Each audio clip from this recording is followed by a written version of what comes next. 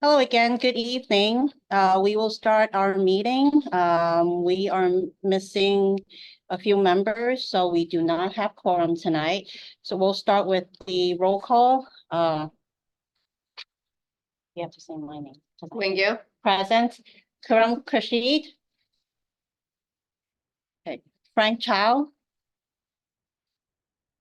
Joseph Chow. Here, unfortunately. Sung-Young Lee. Alvin Hung. Present. Eden Rubenstein. Present. Robert Resorick. Catherine St. Pierre. Here. John Stewart. Here. Jocelyn Chen. Okay. Here. Hi, Jocelyn. How are you? Okay. So, since we don't. He didn't. Okay. All right.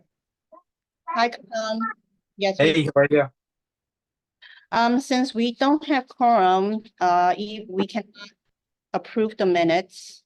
So therefore, February and March minutes will be approved at our April, will be tabled and will be approved at our next April meeting.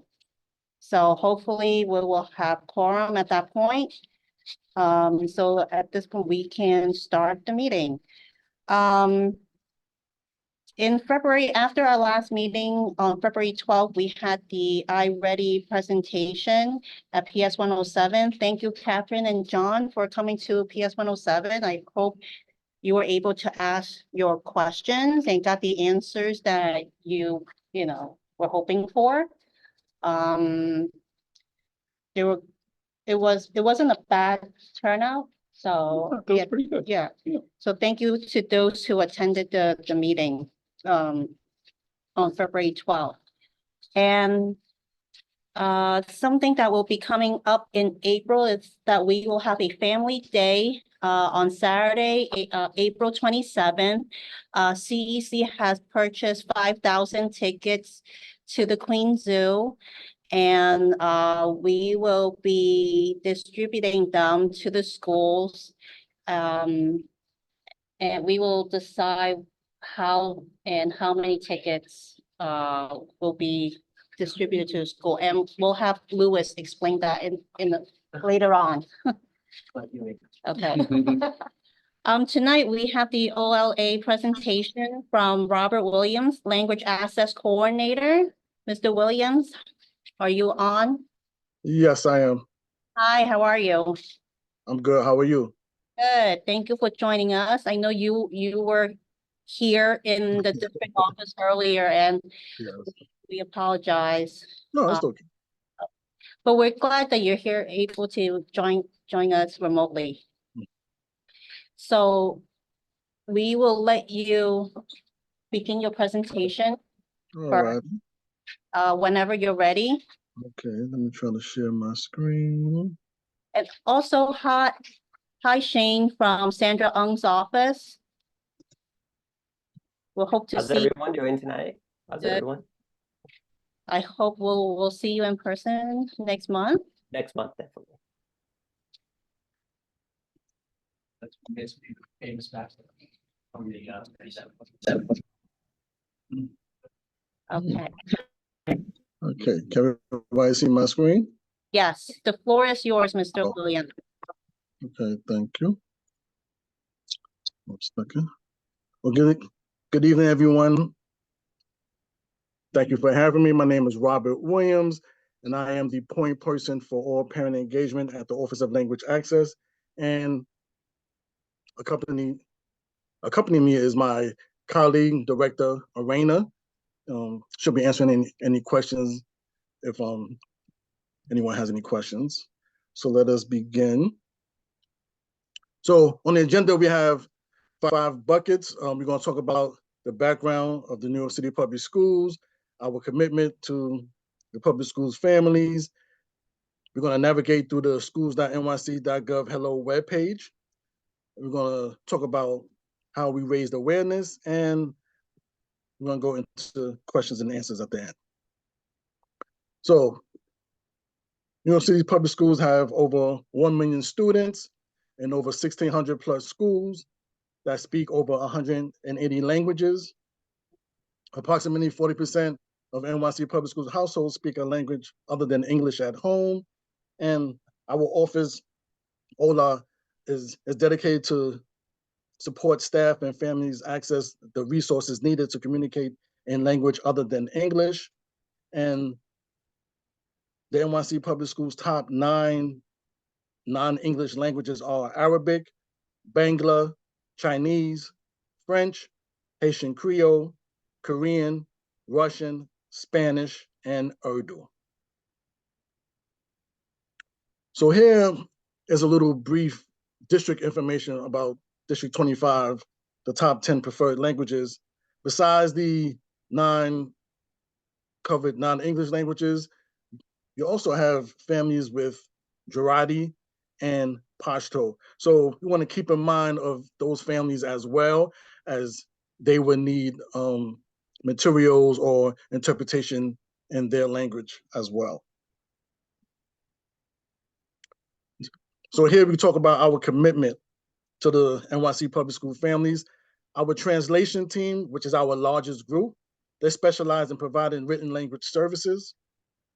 Our interpretation team, they work with our contracted vendor, our contracted interpretation vendor, to ensure schools receive services for in-person, virtual, and over-the-phone parental engagements.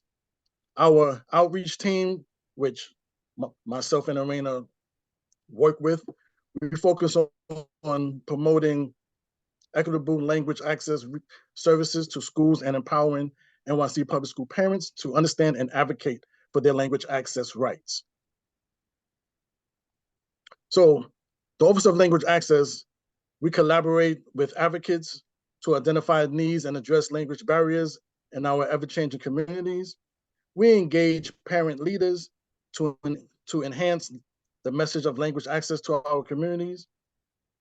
We pursue innovating ways to engage with and receive feedback from families, like online portals, emails, robocalls, text messages, and direct mailers. We leverage technology to continuously enhance the interpretation services for families, like virtual meetings. We ensure translation quality, like professional translation tools. And we keep a pulse of the citywide parent language data for translation and interpretation service outputs. So the NYC Public Schools free language services include, let me repeat that, the NYC Public Schools free language services include interpretation for all meetings and interactions with NYC Public School staff, translation of general documents into the NYC Public Schools top 9 non-English languages. And some of those examples are like a parent newsletter or event flyers, translation of individualized documents into a parent's preferred language upon request. And some examples of that include IEPs, which is individualized education programs, Section 504 plans, which is a medical accommodation.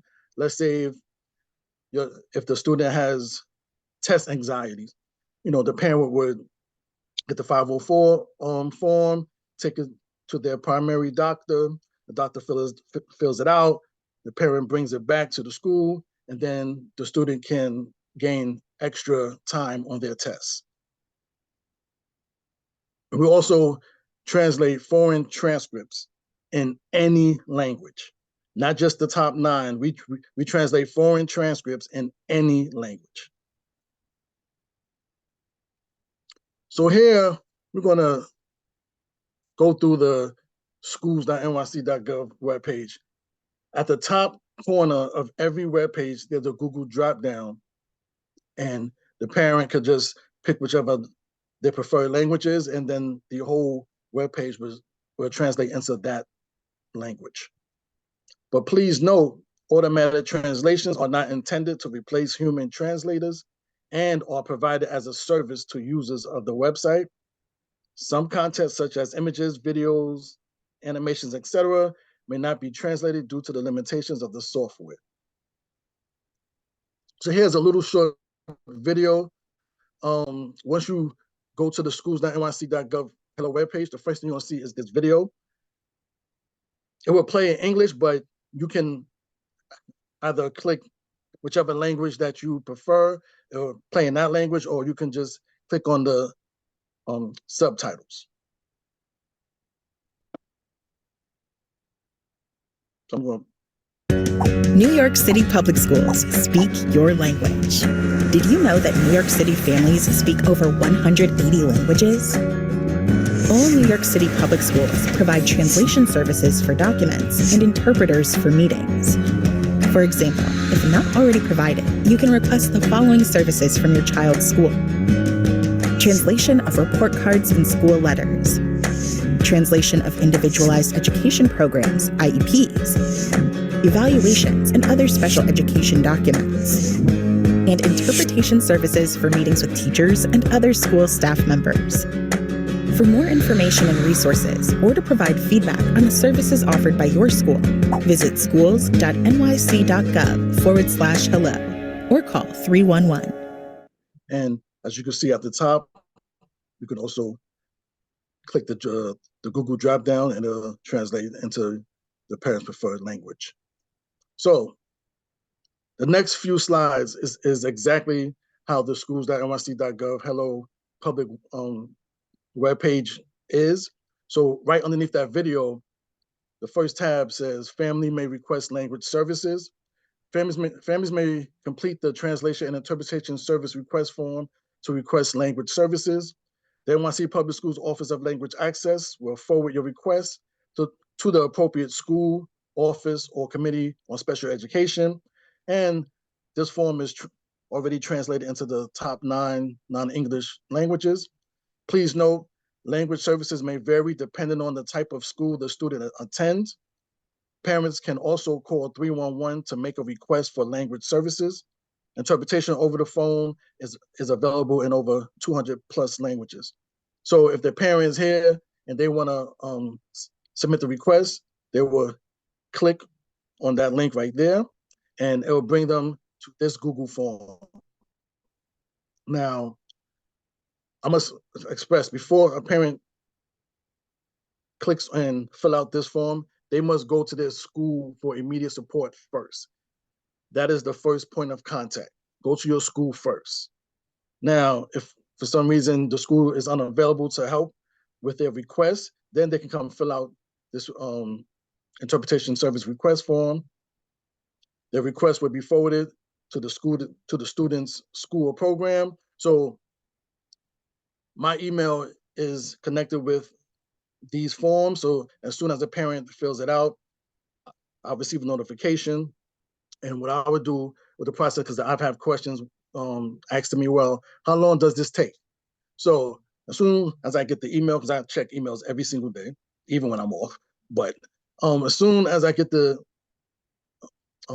notification, I contact the principal, the parent coordinator, and whoever the language access coordinator of that school is. So 3 people will receive this request. And then in turnaround, I ask, please keep me informed of when you reach out to the parent to address the issue so that I can close this case.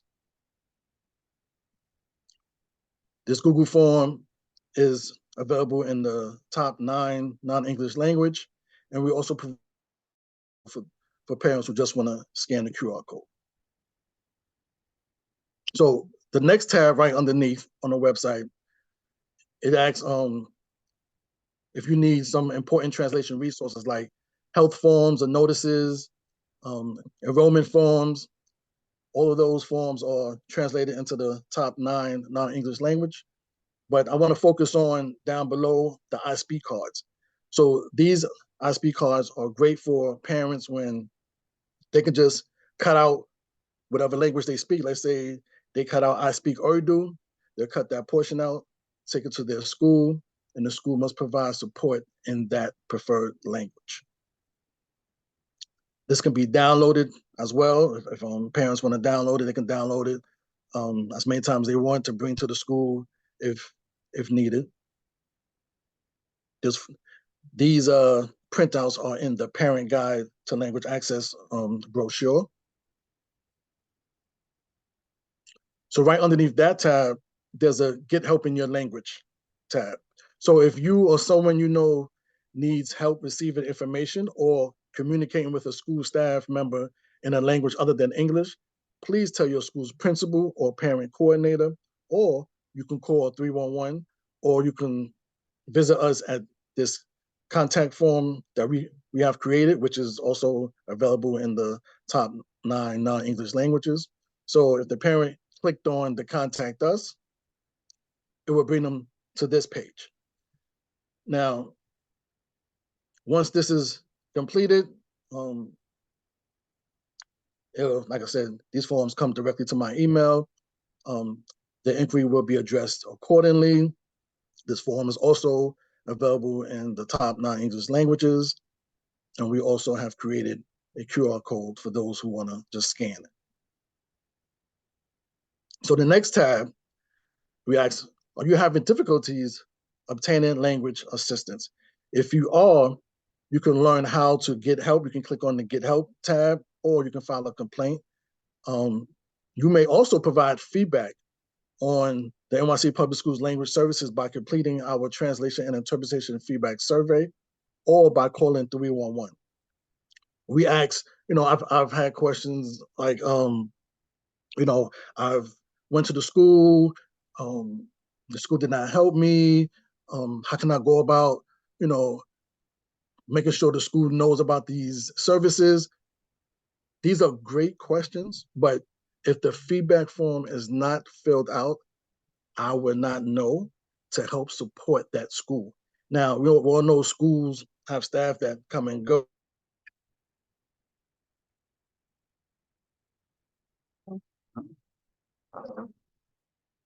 Robert? So here you. NYC Public Schools. So it could be a variable of different things, but let's say they want to click on the translation interpretation survey, it'll bring them to this form. Good or bad, we want to know how schools are doing. If a school is doing exceptionally well, we would like to know so that we can highlight that school, and maybe they can be a model for other schools.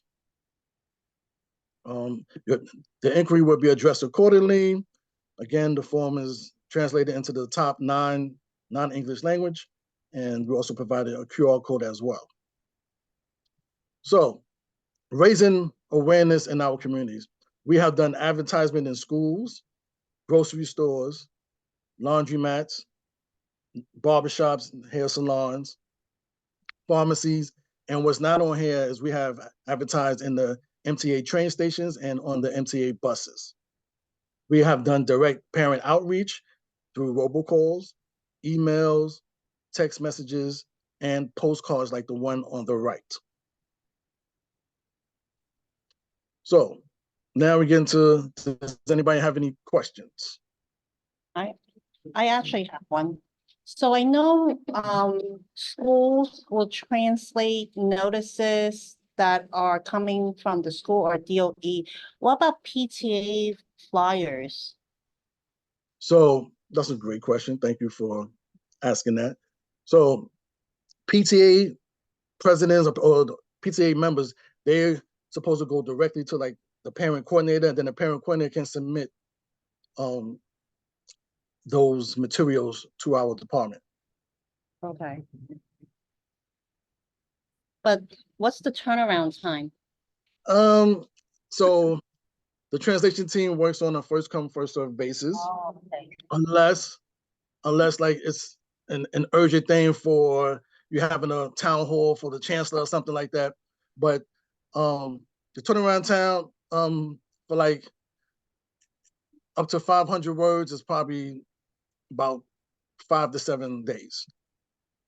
Let's say there are members on the PTA that has the language skills to translate those flyers.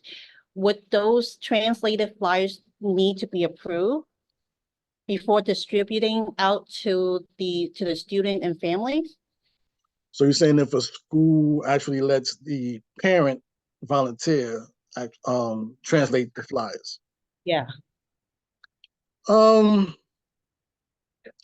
Okay, Arena, would you like to jump in with that one? Just to get them. Sure.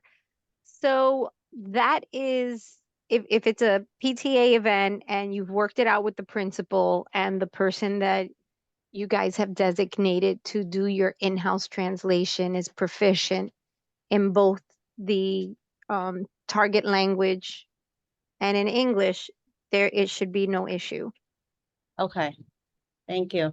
So, I have two questions. okay, Mr. Chow, You mentioned translating foreign transcript. Let's say a middle school kid shows up from China, they bring a transcript. Do you We mean, translate all transcripts in any language.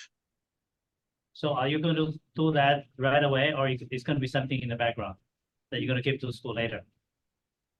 Well, there's a process for that. Once the transcript is submitted, there's a process that the translation team go through, and they send it out to the vendor for those languages. But pretty much the turnaround time for transcripts, because I especially last school year, I was in charge of a lot of transcripts throughout the city of getting them translated. The turnaround time is not long, actually.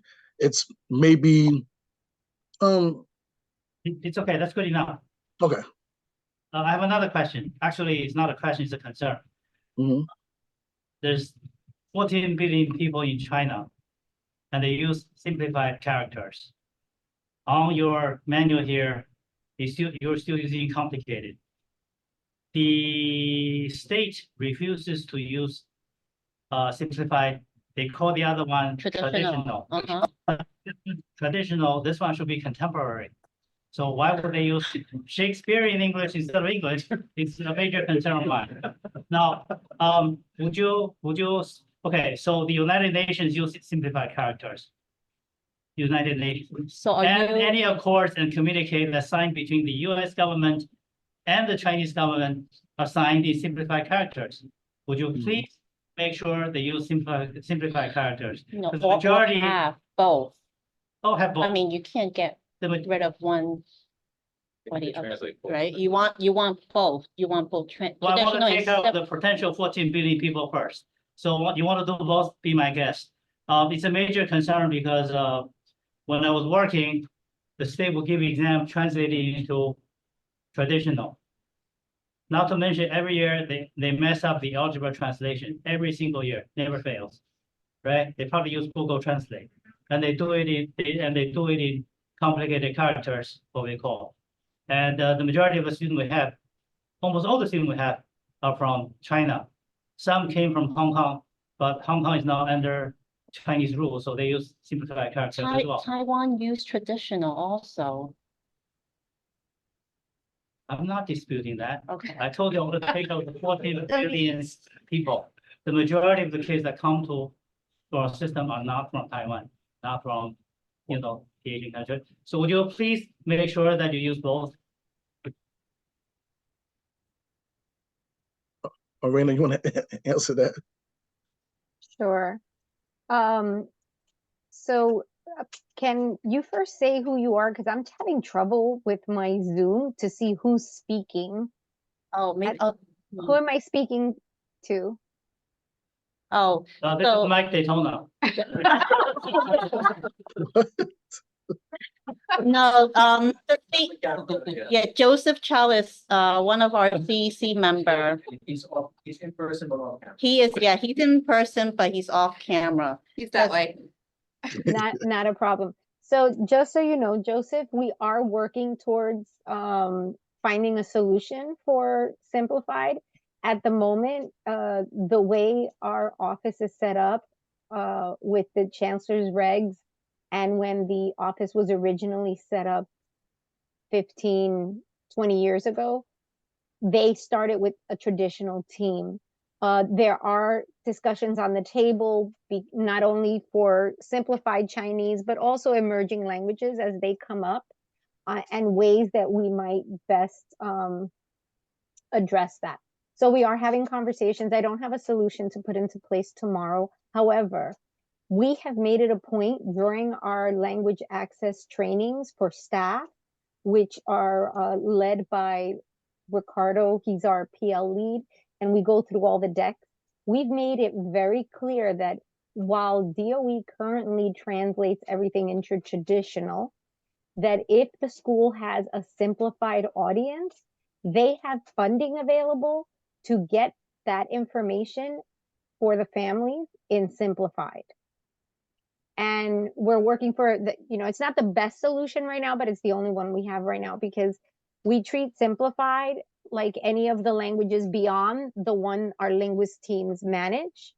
But we have awareness on it. We are trying to provide some temporary solutions until we come with a permanent one, more in line with what you're saying. And that would be producing it in both traditional and simplified.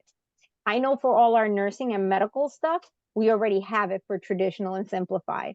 We're still just working on how to roll that out throughout. Okay. Okay, so you sound like you don't hire anybody from China. Because in 1952, they got rid of the complicated or traditional. So unless you have somebody in their 80s coming from China, they would not know the traditional. I don't So know I from urge China. you, that's Really? because you're not from China. I urge you, there's 14 billion Chinese in China. But you I have urge to- you to step on it because the traditional is basically a waste of time. There are people I from, disagree. well, anyway, yeah, it is. All right, so I urge you to step on this. Because if I don't see any movement, I'll call the chancellor. Yes, and we appreciate all the advocacy to help get these things moving along, because the DOE is very big and processes take time to implement and find the best solutions. So any support you want to offer on that front, by all means, because we are on the same page. We want to see the same thing happen. Thank you. I have a quick solution. You can copy paste the traditional into WeChat, and WeChat does a good job translating into simplified. It's free too. Thank you. I will share that with the translations team. Anyone else with questions? Alan? Actually, I do. Okay. My name is Nan, another CEC member. A lot of schools that I, visit, and also my child's school also. After, having, school right now fully, in person, a lot of the PTA meetings are still having trouble, getting parents into the schools to attend. One of the reasons that they're expressing is that there's no translator for these PTA meetings. So, and Yes. I know that, just right now, Mr. Williams said that it has to go through the parent coordinator school. What happens if there is no parent coordinator right now? And, touch base with the the school has been bombarded, with a lot of issues that the PTA is not able to get the parents to come in to attend these meetings. So, yeah, Alvin, that's something, I mean, any of those scenarios, if there is a PC that has since come and gone, that's connecting with the building leader. The principal can take care of any of those conversations to help support PTA, if the PC is not currently there. There is a question in the chat from Danielle Morrison. Is there a way to enhance the access to language services during parent-teacher conferences or anytime there is a high influx of need? I think sometimes the teachers ask the parents, who needs translating services right before the parent-teacher conference. I don't know if all teachers does it, but I think that, yeah. Yeah, as parents need, if there's a circumstance, schools will establish a system to support families. In many cases, they'll have folks already on staff that can help support that translation. But others will use the translation services that are available if they need to by a phone. There are times where you know, in terms of the access and the volume of access that you can provide, that would have to be a question that you guys answer. But, you know, in terms of high volume days, I don't know what that means in terms of increasing that volume, but, you know, that would be a question for you guys on your side. So Danielle, you're talking about increasing the volume, like for the, I'm assuming is for interpretation at parent-teacher conferences. And Right. that's when we try to direct parents to the public-facing Hello webpage where they can request interpretation on their own. I received all the requests from parents saying that, oh, I need an interpreter for parent-teacher conference on such date, and my preferred language is Urdu. So once I receive those requests, I then turn around and reach out to the principal, the parent coordinator, and whoever the LAC is, letting them know that this parent needs support with interpretation during the parent-teacher conference. Sorry, so this is DL Morris, and I just wanted to kind of clarify, I guess, or elaborate. So overall, using the services have been excellent. You know, I've had good encounters, you know, with it both in writing as well as speaking supports. But yes, specifically parent-teacher conferences, I've recognized that even if I make a preset call or set it up prior to like a parent-teacher conference, I have not been able to get somebody on those high volume days. So you're referring to the over the phone interpretation. Correct. Yeah, Okay. specifically. I'm just kind of curious on if there's an option. I mean, I know it can always, you know, you can always use like another day, you know, there are other avenues, but I didn't know about those days, you know, where we're trying to follow this protocol, you know, of setting it up prior to or trying to utilize them to make it more accessible for families and everything. If anything has been looked at that could be done to make those meetings, you know, more fluid. Yes, I agree with you. During those times, especially parent-teacher conference times, every school is trying to call the over-the-phone interpretation line. And yes, they do receive a high volume, and sometimes you may not be able to get through. But like in your case, you said you have scheduled and still have not received. That is an issue, and you know we will. Go ahead, Randy. Want to say something? Danielle, when you say you have pre-scheduled, so you have on-site interpreters reserved to come in on the day of parent-teacher conference and they're not showing up?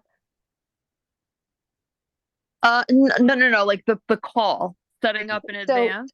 So that there's two types of pre-scheduled. You can do an on-camera virtual pre-scheduled interpreter. And that comes from the SAM funding to reserve those interpreters. And you can do them to come into the school building and be available during the meeting. Because it is super high volume, over the phone definitely is not is not a resource available during parent-teacher conferences. We do put emphasis with the schools to network with their in-house staff, get that coordinated first, and for the balance, use the resources to get in-person or on-camera virtual interpreters.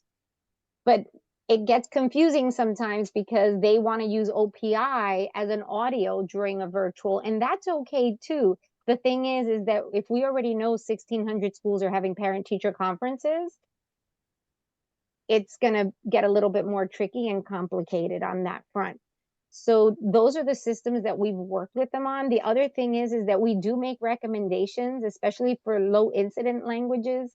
Schools have the flexibility to book additional parent-teacher conference meeting times that are not during the high volume day. It could be the day before, the day after, early in the morning before school, after school.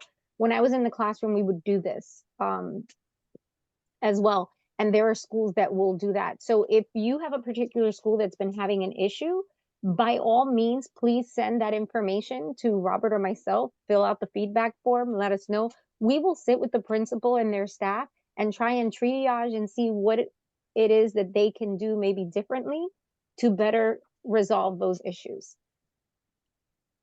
Thank you, guys. I really appreciate, you know, listening and providing some suggestions. Thank you. Thank you for bringing it to our attention because we're here to support in any way we can.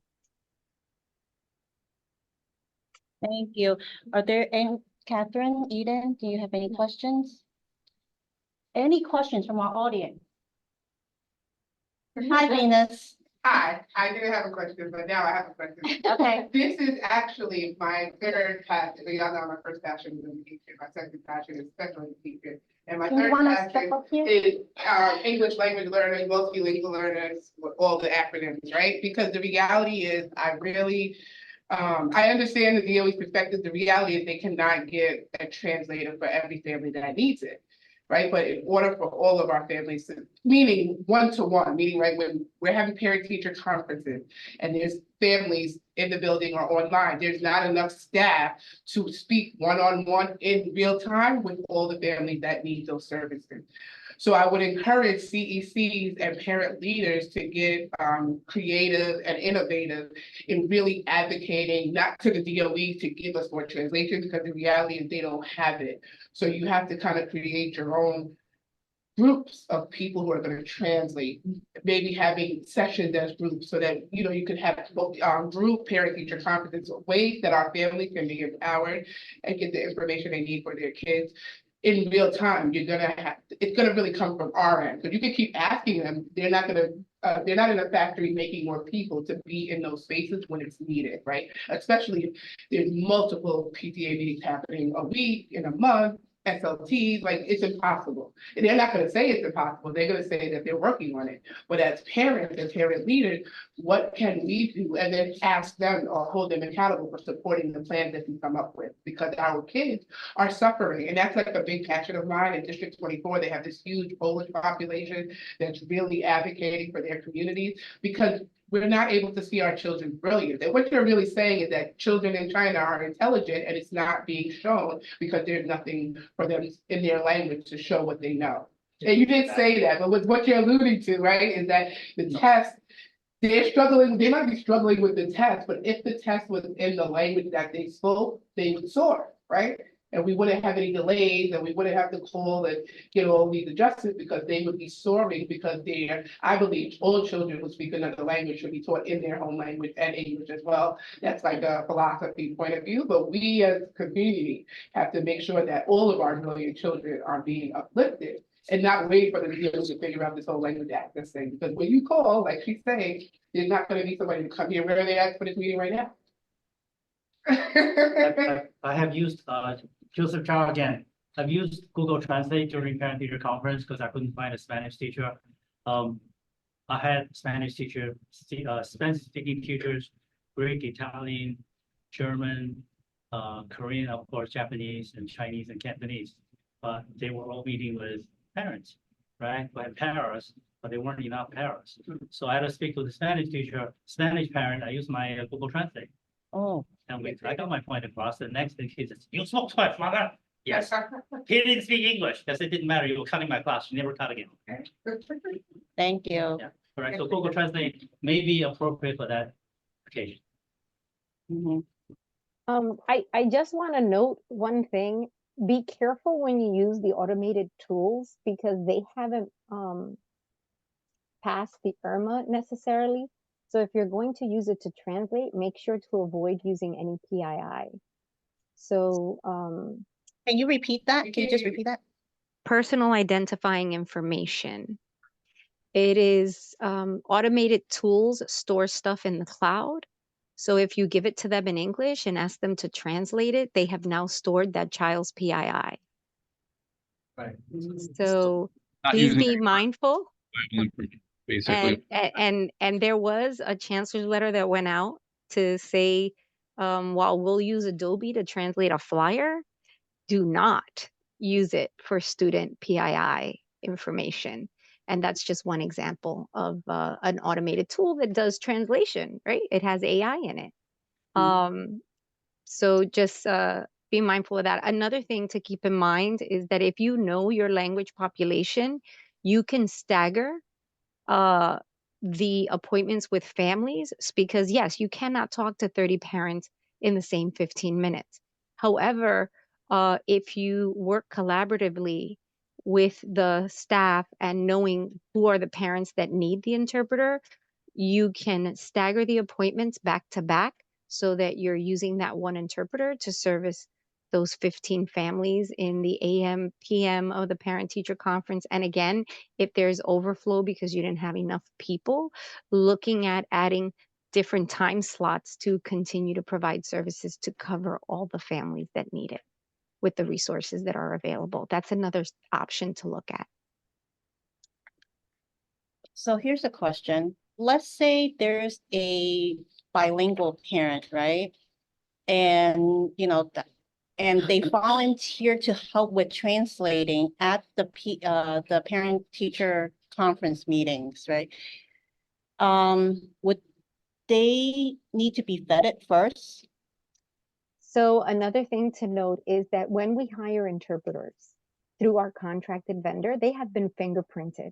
Yeah, They have been confirmed to protect the PII of the student. Now, that is a decision for the parent to make. If a parent says, yes, Timmy's parent can be my interpreter to hear about my child's information, that's a different issue. And that's something that a school community can figure out. But I would tread very lightly in that direction because that parent has not been fingerprinted or confirmed to be able to access another student's PII. Yeah, I think ultimately, Unlike the staff, I'm sorry, unlike the DOE staff that they're using or the DOE contracted vendor interpreter. So you shouldn't even use interpreters from other vendors. It has to be those that have been vetted by us. Go got it. ahead. yeah, I mean, you know, FERPA law, making sure that privacy Right, is maintained and sustained for all of our kids. Yeah. You know, so those types of things, if a parent says that Mike is going to come in and translate for me, that's one thing, but to have an individual come, then, you know, they have access to a whole Yeah. bunch of children, Right. that they really shouldn't be having access to in terms of, you know, who they are as a student, how they're performing in class. That's not Mhm. something that, someone else should be privy to, that the Yeah. school is endorsing. If a parent chooses to do that on their own because they value Mike and Mike does a really great job of making me understand things, that's one thing. But other than that, you can run the risk of getting into some sticky situations. But I think, you know, two things. One, you know, the relationship with the school and making sure that the school is organizing, and our schools do organize around this with in terms of staffing, who they have on their staff to help support, but also in making their schedule and outreach to families accordingly. So I especially know now with parent-teacher conferences and how they're organizing their schedules, Mhm. doing things a little bit differently now than what they had been in the past. You know, the digital space does create different opportunities than it was in the past. And those of you, I was a principal of 1,600 kids. You have parent-teacher conferences inside a window of 3 hours. It wasn't always the most opportune time for all of the folks to see their teachers in a long period of time. And many times parents would want to see them more, and then you have to reschedule other time to see them anyway. So, you know, lots of things have shifted since that allow us to get that communication supported differently. So, Thank you, Dr. Mike. yeah. Okay, anyone else with question? Are there any other questions on the Zoom? I just have a question. Yes. So, is there a wait, was it, is there like, PII, personal identifying information. yeah, is there in Google Translate? Is there one? PII in Google Translate? So, Yes. If you put in the student's info in English, then yes, you have provided Google Translate PII. Okay. You're not, and that's what we're discouraging. Do not Okay. do that, please. Okay.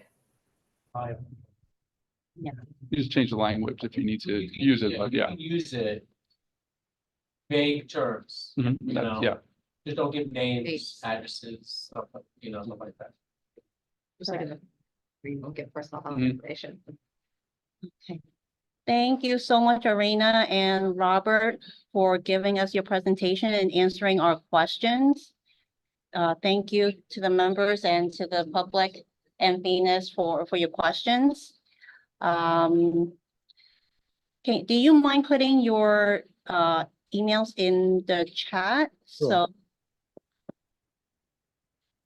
if anyone here, have further questions after tonight's meeting, they can direct their questions to you.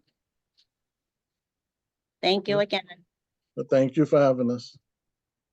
Thank you, guys. Thank you. Thank you. What do you apologize for? I pretended to be you. Yeah, well, I mean that. Okay, so now we turn over to Dr. Mike D'Antona. For Tried the to superintendent throw my report. voice to sound like Mr. Chow. I just don't know that I can do that. AI. Good evening, everyone. Yeah, you're not even kidding. That is a reality today, that AI can certainly make you think about a lot of things, that's for sure. Okay. What's going on with my screen here? Oops, that's not right.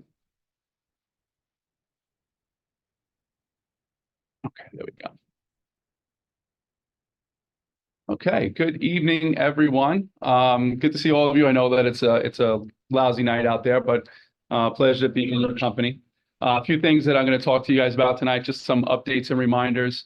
We'll do some celebrating of our Respect for All students that submitted some of their work in February. Just want to acknowledge the work that they put forward, as well as our schools that have been identified as Respect for All schools for the work they're putting together in their own buildings. I'm going to talk a little bit about some district events, and then state of the district. Last month, I talked about Acadians. I had shared that I would talk about iReady reading, math, and the Algebra 1 map assessment, as well as chronic absenteeism. I do want to lean into that because over the past couple of months, we've seen patterns and trends that need to be talked about. We were in a really good place, and over the past 3 months, that's brought that really good place into something that we need to discuss and make sure it gets out there to our families. So first and foremost, updates and reminders summarizing 2024 admission timeline. Summarizing applications are now open. Please make sure we're applying by March 25th. Our parent coordinators are already in process of communicating this with our families. K-5 summarizing will be the window with which it'll be supporting our kids, July 2nd through August 16th, Monday through Friday, 8 to 6. This is new. Important to note that middle schools is Monday through Thursday, 8 to 4 from July 2nd through the 8th. There will be no Friday programming. So past years, it was Monday through Friday for our middle schoolers. This year, there will be no Friday, and the window is a little bit shorter for middle school children. So please make sure that just want to make sure that you guys are aware that this is in fact open now, so that we don't get to March 26th and we have our families suggest that they haven't been able to see it. So we are sharing it widely. We're certainly putting it out there ourselves. So as much as possible, please make sure that that information is shared from your perspective as CEC members. The public website is here as well, for any of our folks that want to go and take a look at what Summer Rising is about if they haven't experienced it in the past. And this slide. Oh, Lewis had added one on me, which I did not know. Okay, thank you, Lewis. Summarizing 2024 admissions now on My Schools. Yes. So they've added this into your kids' My Schools account. Many of our parents and kids inside of district have access to this already. So it's a good idea to utilize the tools that are accessible to us. And that one probably, in my opinion, would be an easy one because we already know how to get on there. And for the most part, some of our families that may struggle certainly can connect with us or their schools, but it is accessible there as well. Thank you for adding that, Lewis. That's an important one. So there's two websites. So there is the My Schools .nyc. That's where our Application. that's where the application is. Uh-huh. Comes up right away when you go to the website. Yeah, and then you have all the other information is accessible here in the public website. Can I ask you a question? Yeah. How about summarizing our eighth graders? Do they go to high school or do they go to eighth grade? So they would still go to 8th grade. Middle school. Okay, Yeah, so they would still go to the middle school one because they're still a middle school child. Are they usually for students who are behind or struggling, or it can be anybody? Like, anyone could apply. Okay. Yeah, it's not Thank you. for, any specific student. Anyone can apply. Yeah, anyone can apply. There will be space for children that do need additional academic support based on how they perform throughout the year. But this is an application window that's accessible to all of our families in district. So whatever grade they're in is the grade that this year. This year, So like. if they're so kindergarten, apply right, they, Fifth graders, they wouldn't be going into the. correct, middle they wouldn't be school. going to sixth grade, right? They would be staying with the elementary school kids. That So, yeah. yeah, so that's a question we get a lot. Pre-K, current pre-K students are not eligible for summarizing, Okay, okay? It's only K through 8. And fifth grade students have the option to apply to either a middle school side or an elementary school side. Okay. Or option, just for grade 5. just for grade 5. Okay, they can 5. Okay. Yes. Mhm. And high school, Joseph, some high schools might have a bridge program. Right. And that's on the high school. They'll communicate with their incoming freshmen. Kids. Right, And they might invite them for that. That's separate. so they will leave, okay, got you, Okay. thank you. Updates on just fall admissions. This I've shared multiple times, but just to make sure that we keep doing it. Some of the other ones have since passed in terms of pre-K applications, but G&T application window opens on April 15th. That's coming up in the next 5 weeks or so. Application window closes May 3rd. Wednesday, June 12th is when the offers will be released, just to make sure that everyone stays up to date with that. Just recapping February, Black History Month celebrations.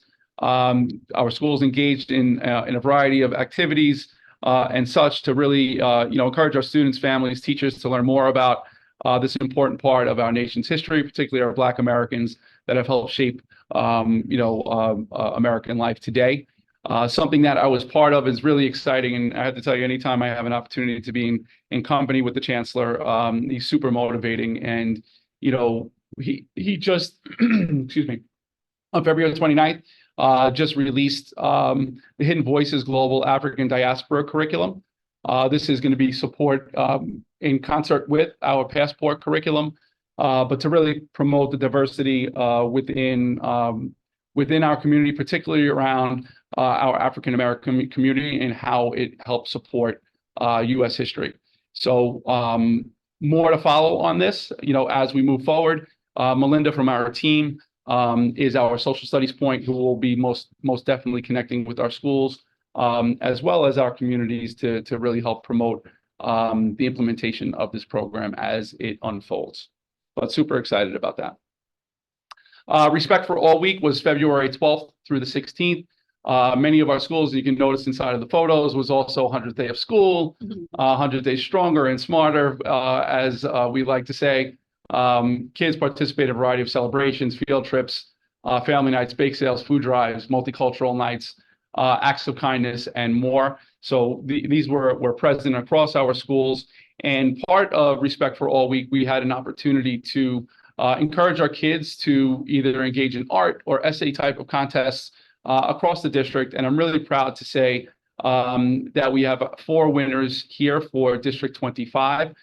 We have art and essay contest winners from our district schools. So we have Holton, our kindergartner from 209. Want to extend a big congratulations to him for the artwork that he submitted.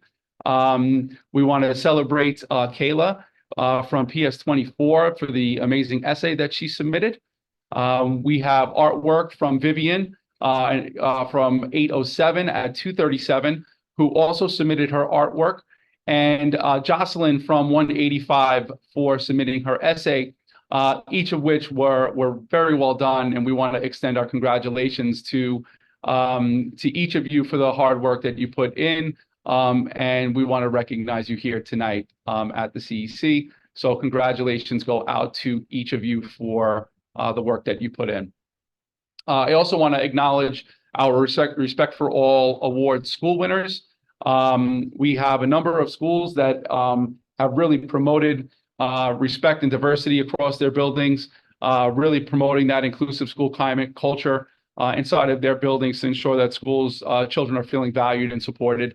So we have PS22, big congratulations to PS22, 130, 169, 201, 209, 214, and 244 for being identified at the central level as being Respect for All school winners this school year. So big shout out to all of you, and for all of our building leaders, our principals, APs, school staff, and most importantly, our kids for doing what is important inside of our buildings, and that's, maintaining that space where they can feel valued, supported, and safe. While our schools can create the structures and the lessons, it's our kids that have to make sure that they're following suit. So we're really proud of all of our schools for the recognition, and proud of all of our other schools in District 25 as well. But Dr. Mike, congrats to you. Yes. Principal Chabot is here.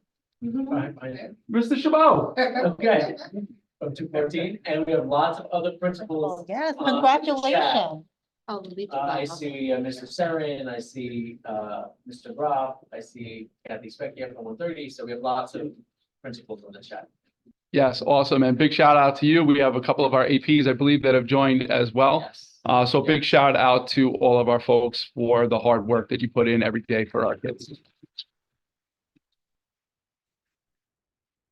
The notion of respect for all certainly is during a week. Our goal is that we're promoting that routinely inside of our schools. All of our schools in District 25, as you guys know, are implementing a social emotional learning program that's consistent. We're implementing brain breaks that's consistent across our buildings to really promote these positive behaviors in our kids. Aside from all of the other things that our schools do to promote that climate, it's really super important that we continue to sustain those efforts. Big thank you for the remote learning day. I know this was difficult. It created a space of stress, I'm sure, for some of our families, some of our kids, some of our teachers, some of our building leaders, as we wanted to make sure that we got it right for our kids. We did have a huge percentage of our students were present online and learning during that day. So super proud of all the hard work that our folks put in to make sure that our kids received instruction on the remote learning day. So big thanks to all of you, including our parents, for making sure that your kids were ready to go, even given some of the tech issues that we may have come across in the morning. District 25 Middle School Basketball Championship. We held this in February. Big congratulations to our two finalists. We had PS1, that should be JHS, excuse me, fix that, Lewis. JHS 194, otherwise, PS and a JHS would have been difficult for them to come out victorious in that one. So JHS 194, big congrats to them for earning the second year running of earning the championship trophy from the Middle School Basketball League, and 185 for putting up a great effort during that event. Diana Stein, our instructional lead, has been amazing at organizing all of these events, from basketball for our middle school to elementary school, to our bocce league, to the volleyball league that's beginning, to connections with UFC FC for a soccer program that's going on across 6 of our schools, that will be across all of our schools in the district next year. So we have a number of things to help build upon our programs as a district.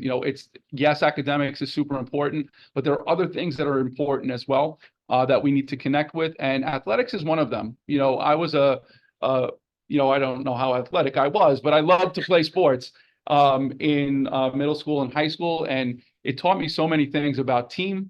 It taught me so many things about leadership, and it taught me so many things about how to work towards a common goal as a collective group. So there's so much value in sport, and we're really looking to build as many opportunities for our kids to participate in a variety of things. Because I do really believe there's a tremendous amount of value in it. iReady, as part of actually a conversation we had in this very room from a CEC meeting, we talked about the importance of making sure that parents were made aware of the iReady resources. So we were able to connect with Sally, and certainly working with the CEC to offer an iReady workshop at PS 107. We do have the recording that's present for any parents. It's on our district site for any parents that want to have access to basically what the tool is, how it can be used, and how it can support families at home. I know a number of our CEC members were present, and thank you guys for one, being present, but two, asking the questions that you asked, because I do believe they were yours, but I think others benefited from you asking them. So, thank you guys for participating. Any comments on that before? Okay, yeah. District 25, we had our debate league winter classic. Big thanks to Councilmember Palladino for sponsoring this year's event. We had a series of schools: PS 79, 184, 32, IS 25, Bell 185, 194, and 237. All participated in our first sweepstakes. The kids did a really, really great job. Big shout out to Bell Academy and PS 32 for placing first in this event. We're really looking forward to our championship, District 25 championship, that will be held in May with American Debate League. The one thing that we is not on here that I do want to call out, we had IS 25, IS 25 went to Harvard in February with their debate team. And we had in District 25, just so you guys know, the #1 middle school debater at Harvard during that session. So it's a tremendous feat for that young lady. So big shout out to her. And amongst the 3 teams, and Melinda's there, I think she's putting in the chat, they placed amongst 145 teams or so in the top 25, I believe, amongst that many teams that were at Harvard. So they did an amazing job. And Melinda, put the exact numbers if you could while you're there, so I don't mess up where they placed. But they did a great job. And there's just so much value in this work of promoting this idea of debate, the idea of kids having to research. They're not researching just one side, by the way.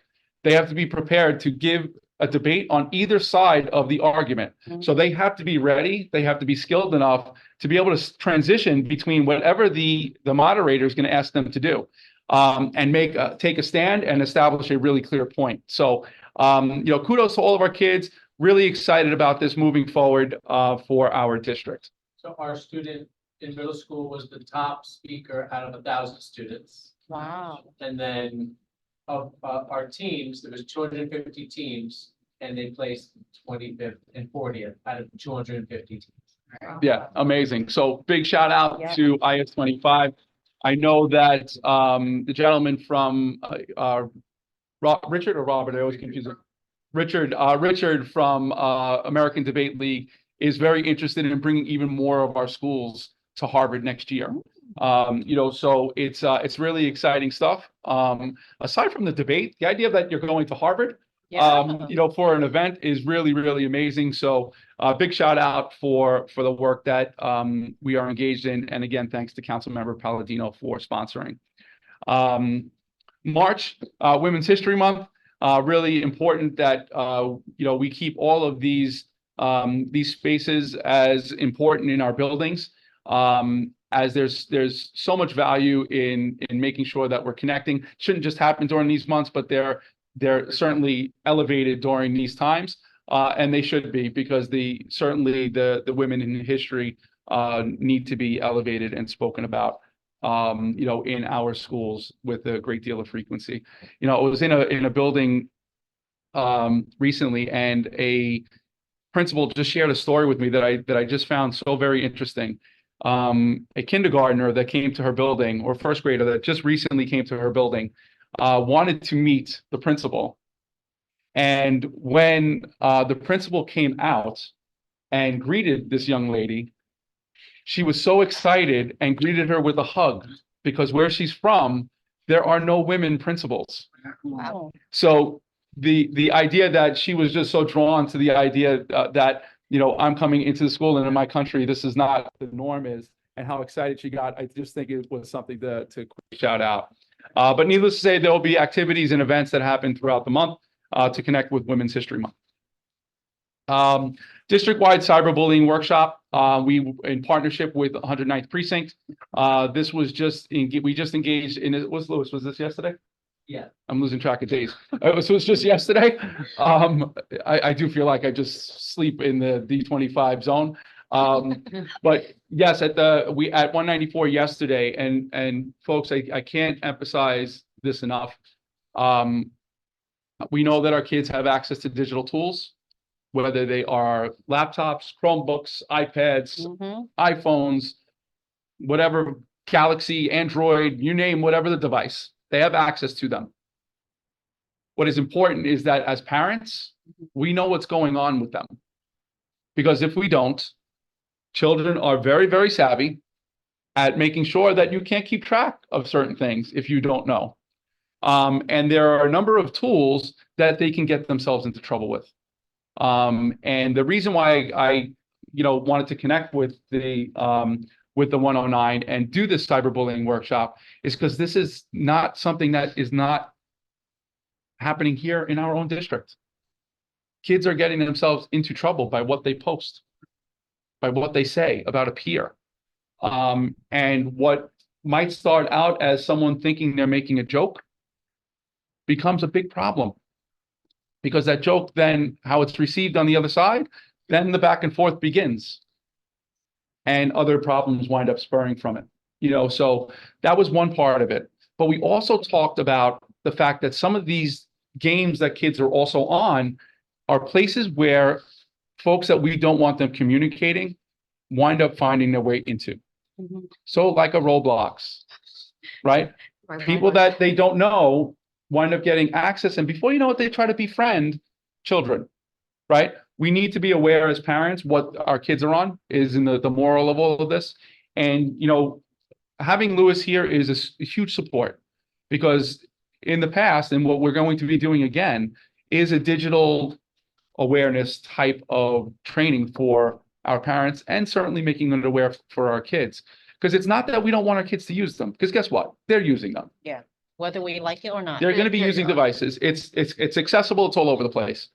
And we shouldn't say that they can't, but we have to have parameters around how they are used so that they're used productively. Say again? Do you tell my wife that? So that they can be used productively. If they're going to be used for something that's not purposeful, then we have to work around it. Because guess what's in our colleges today? Courses on how to be a gamer. Courses on how to make YouTube channels. There are courses around the things that our kids are using on a daily basis to become a credit, to receive a degree in things that sometimes make us nervous. So it's about how do we make sure that our kids are educated and our parents are educated, because a lot of these platforms, children are making up their ages. They're not supposed to be on unless they're 13 or older. But I have news for you. If you look at your kids, they have access to platforms that they are not telling the truth that they're not supposed to be on. So a lot of this was about making sure that kids were aware and parents were aware about how do we connect with our kids to make sure that they know what they should be doing, but also if something is happening to them, that they take that step of communicating with the school or communicating with their parents to let them know. And that's oftentimes hard. So it's about how we communicate with our kids to make sure that they're good and safe. But anyway, this was a nice workshop. We had a number of families in the audience. This, because we were unable to record this one in particular, but we will be making other opportunities available as the year goes on and certainly into next. This I'm super excited about, Math Madness. We're going to be opening up multiple opportunities across the district, IS 25, 154, 209, and PS 20. During these particular days, Beth from our team is our math point person, who's basically creating space for a variety of math activities that can be replicated at home to really promote that math literacy that we're hoping for our kids to attain.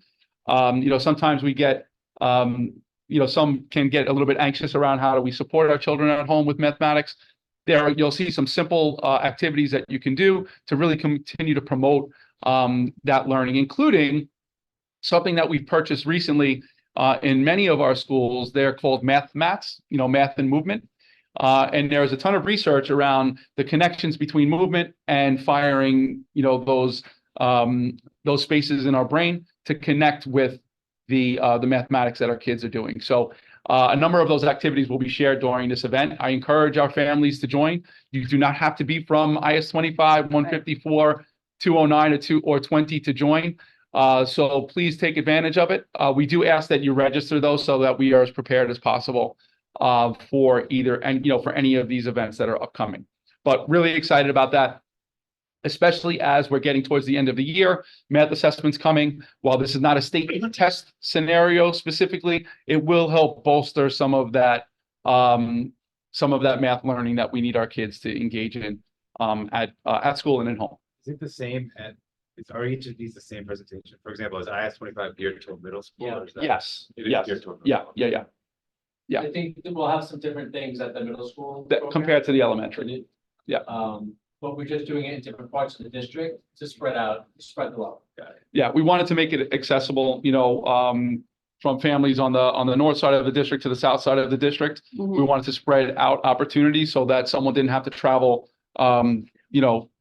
as far as others to get to a specific location. So that's why we opened up in multiple spots. It's also a little across the more district. involved. It's like classrooms and doing activities for Yeah. families versus just packing it with an auditorium. It's not like a presentation. It's actually gonna be like So breakout, stuff like that. if like my daughter's obviously PS 32, right? Mm.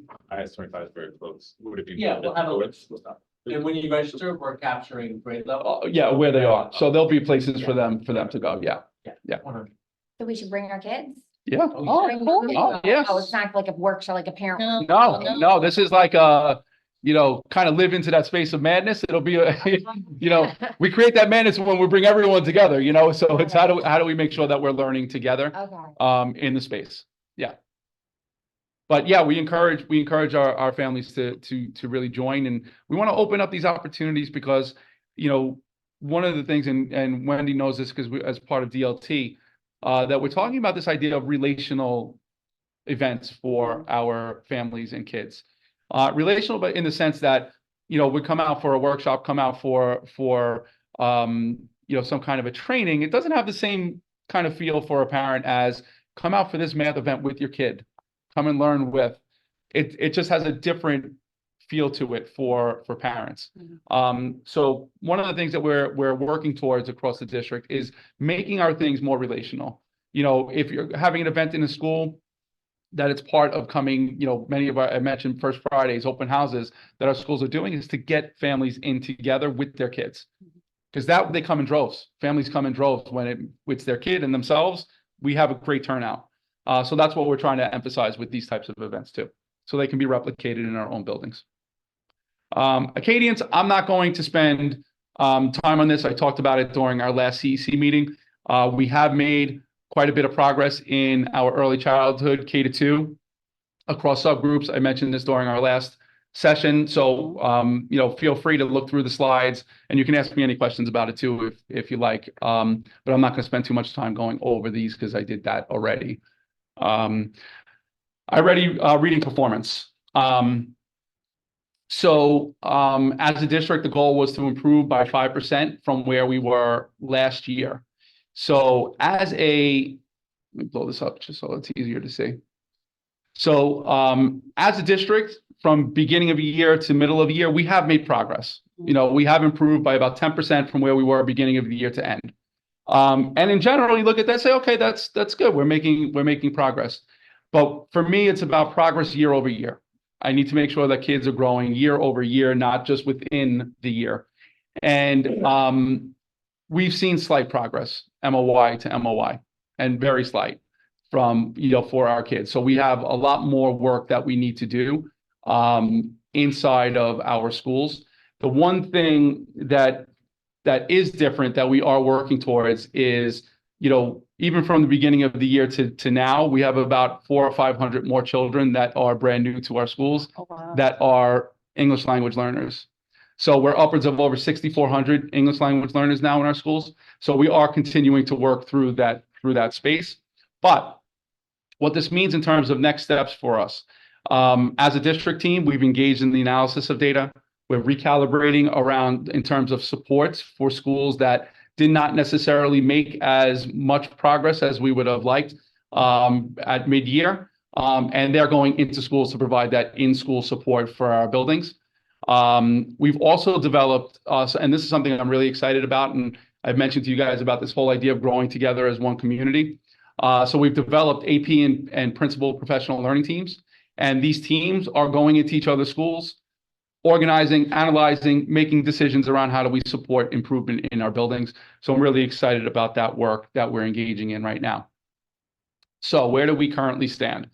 So we are almost the same. And from the last time that we did this, it was identical, which I could not believe that it was identical.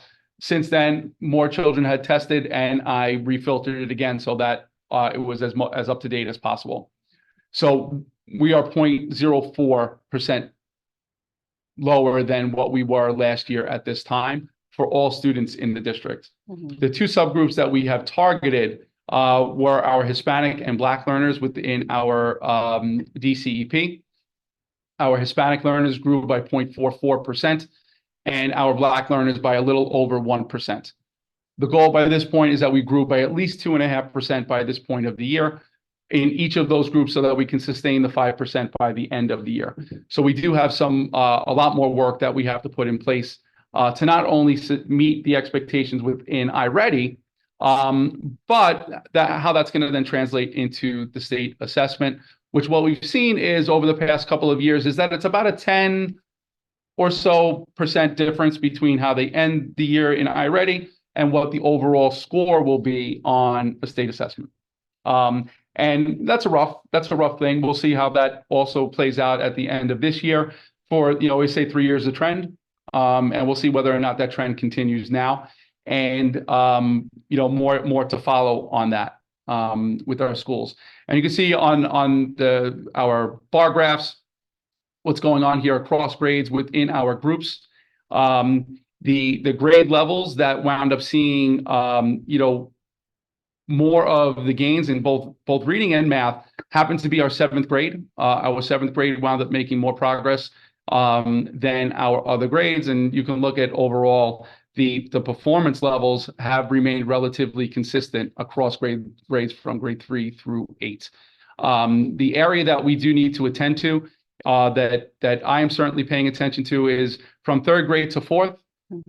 You can see that there is a change from where 2023 students are in grade 3 to where they are now in grade 4. And this has been something that I've been talking to about with our schools, that we need to really dig in to see why there was this change in progress, because a lot more of those kids are now falling in this space of that 1 grade level below that we need to push so that it gets beyond that space moving forward. So a lot of analysis is going on to really make really smart choices over the course of the remainder of the year. And for me, it's about the gas pedal. Gas pedal, not just for a state exam. Gas pedal because we need to make sure by the end of this year that our students are ready to go for the next grade, whatever that next grade is. If it's going to grade 2 to 3, great. Let's gas pedal on supporting all of our kids. So that's kind of where we are right now in our subgroups. And you will see that a similar pattern exists for our Hispanic and Black learners as well, comparatively speaking to the all student subgroup.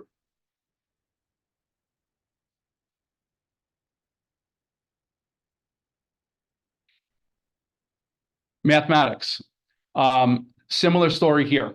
From beginning of year to now, it was about a 14% difference. Difference in terms of year over year was very consistent to where we are. Slight improvements from 2022-23 to where we are now. The one thing I do want to highlight is that our students in the 8th grade that are slated to take the Regents are about 6% higher than the space that they were last year. So right now we have 72% of our kids in grade 8 that are performing in the high average. It's a different test than iReady. The reason why we're doing a different test than iReady in 8th grade is because iReady does not have an Algebra 1 math assessment. So we've asked our kids to take the MAP Algebra 1 math assessment so that we had a relationship that made sense for the courses that the kids were taking. So we have 1,300 children that are taking the Regents right now in 8th grade. and 72% are currently in that high average. Last year, it was 66%. The kids that were in that range last year also wound up performing in that space on the Regents in June. So it was a little bit of a predictor. We'll see whether or not that also holds true here. And a predictor of kids scoring in that 85 and above range is where we want them to be. So when I say 72%, that's where that kind of line is drawn for our schools. We want the kids to be in that 85% and higher range, so that they are ready, and Joe, you can attest to this, so that they're ready for the next course in high school. Yeah. You got to be careful because the algebra Regents curve. You get Of course, 30% right. of you get course. 65. Of course, So to get a 90 on the Regents, you have to get 90% right. of course, of course. And that is the scaling is consistent in all Regents assessments. They do scale on in terms of scale score. So that is part of it for sure.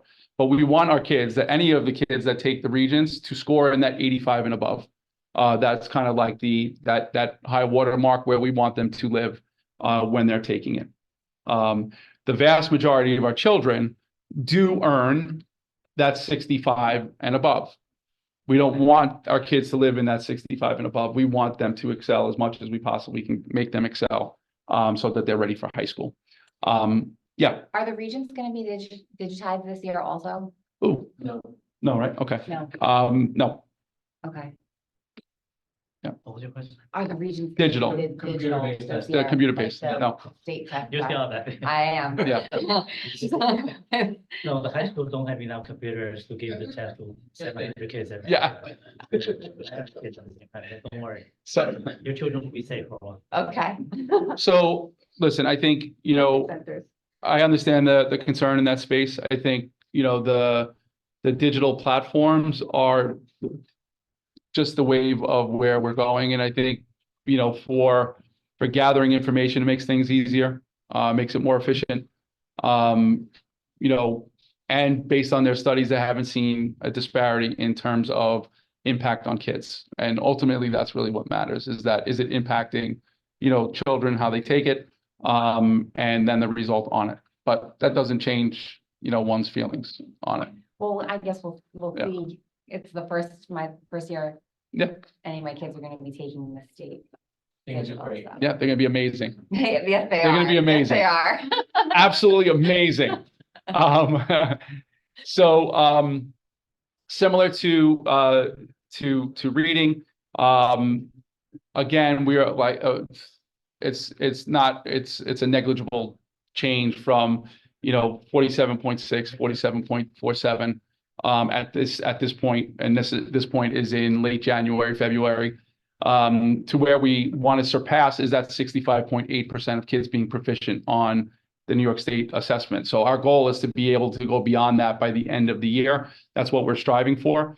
Currently, our Hispanic learners, again, negligible change from last year, and our Black learners, negligible. I mean, a little bit more, it's closer to 1%, but still not significant enough for us, to be excited about at this point. So we have a lot more work to do. And I think part of the work that our schools are doing within MAP that we're going to continue to push, there are a couple of spaces just in terms of protocols, making sure that our kids all have access to completing tasks. The 3-read protocol is something that we're using in many of our schools.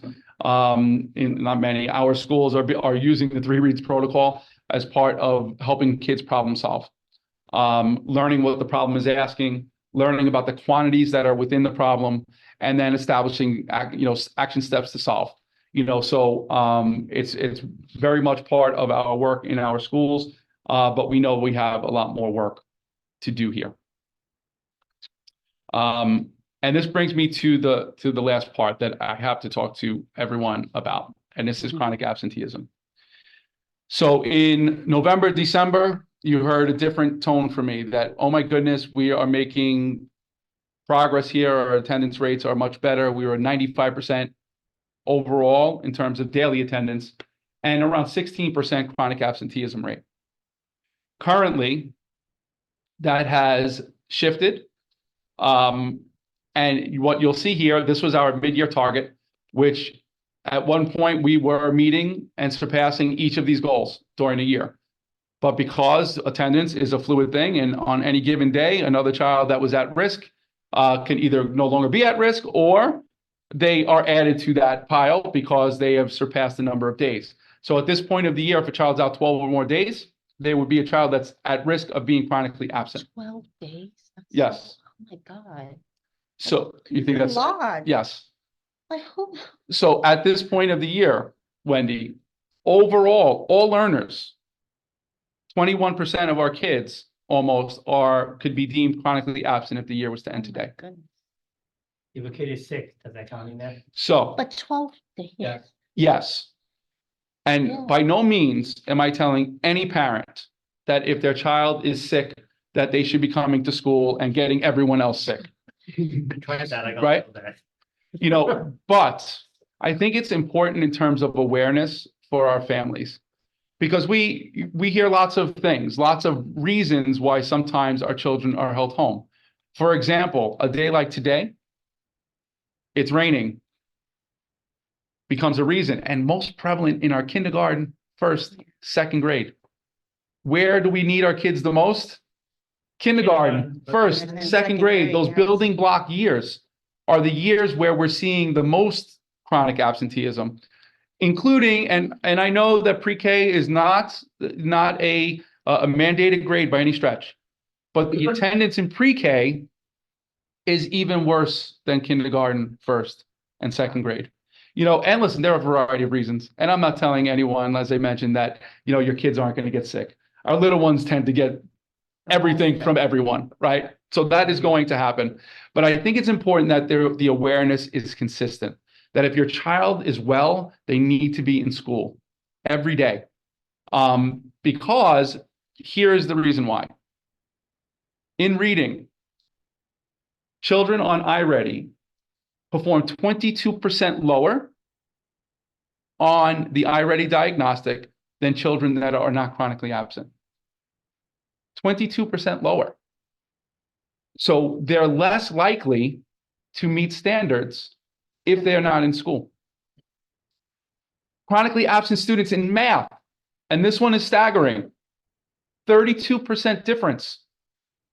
When we're talking about children in grades 3 to 8, it's over 2,000 children in District 25 that are in this space, that are chronically absent.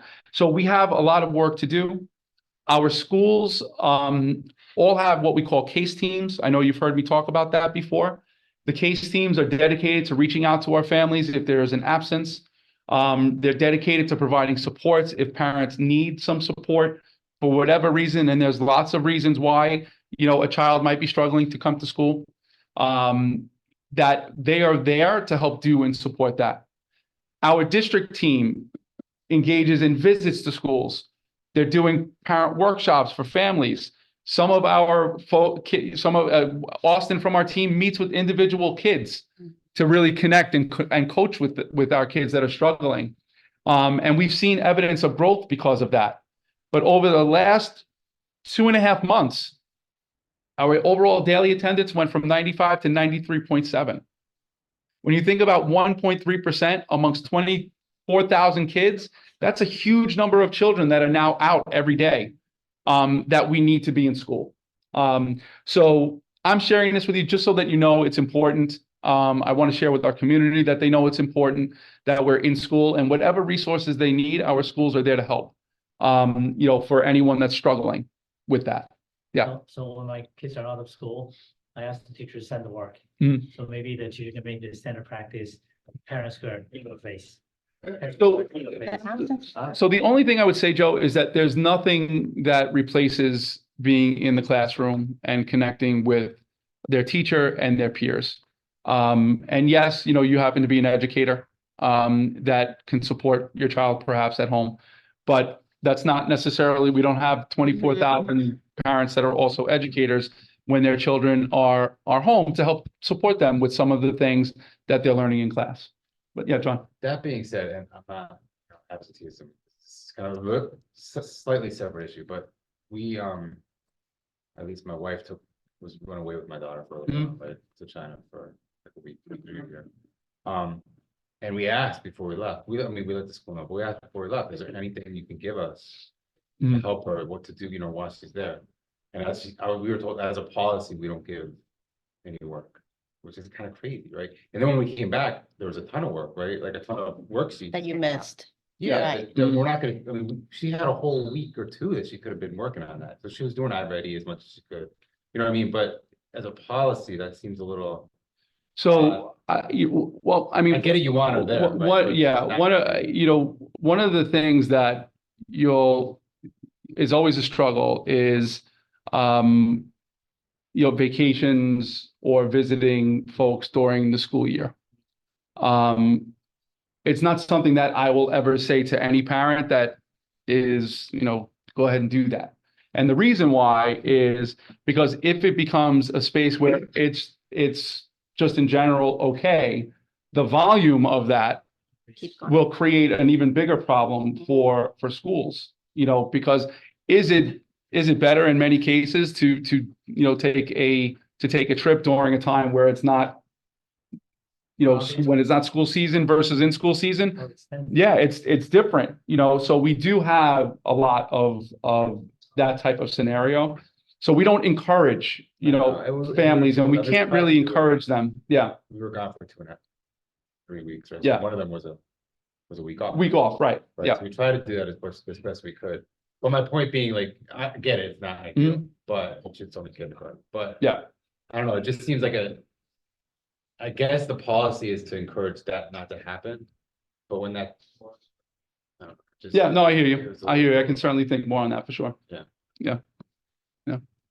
But yeah, in the end, that's something that we do want to, as much as possible, discourage, for our families. Yeah. Separate from like the kids like going away, getting like, or being out sick, have we noticed like reasonings behind some of the absenteeism? So you know what? Like if they're trying to like more illnesses right now. So or is it- what's interesting is oftentimes,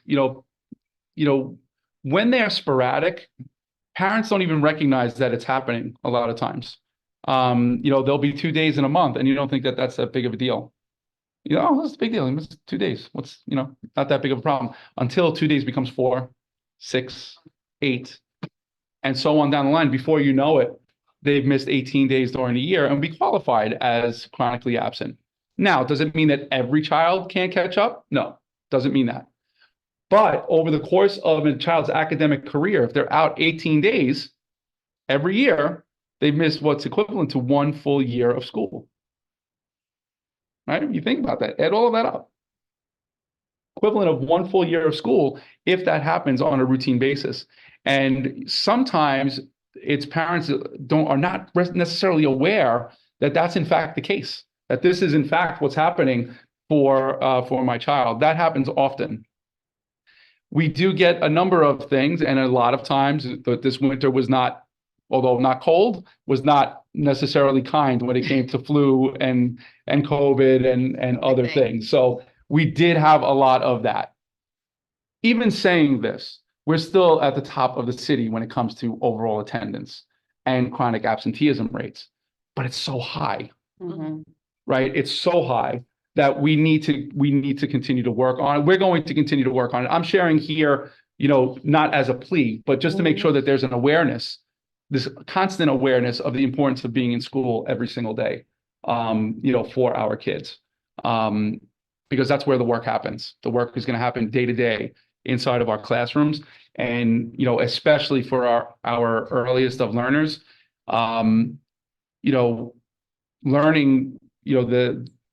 learning language is not an easy thing. It's not just an intuitive thing. You don't just pick up a book and know how to read. It's part of the growing space that we need our children there to learn every day. What new sound did I hear today?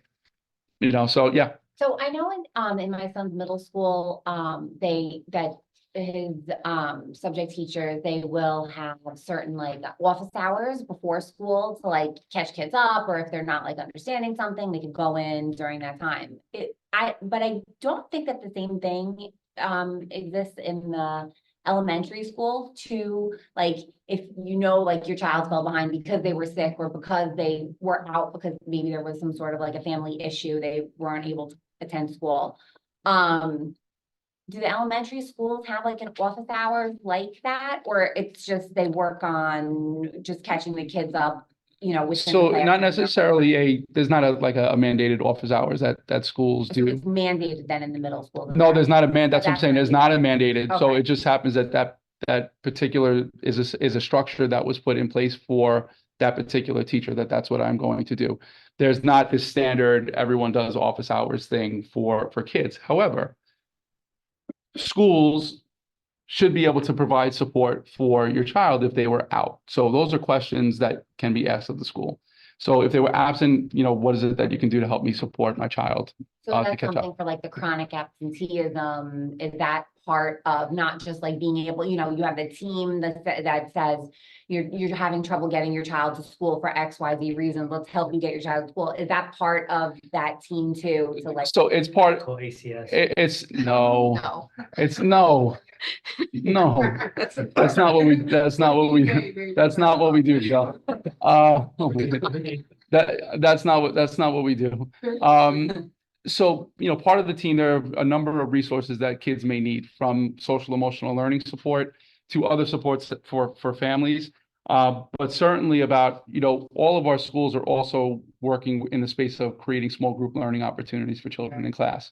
You know, so, you know, when and if there is a need, whether it's because a child was absent or because there is a specific skill that child needs to grow in, all of our schools are working on and implementing small group learning opportunities in our classes through either centers or through small group instruction. So that is happening routinely. as much as they Yeah. can.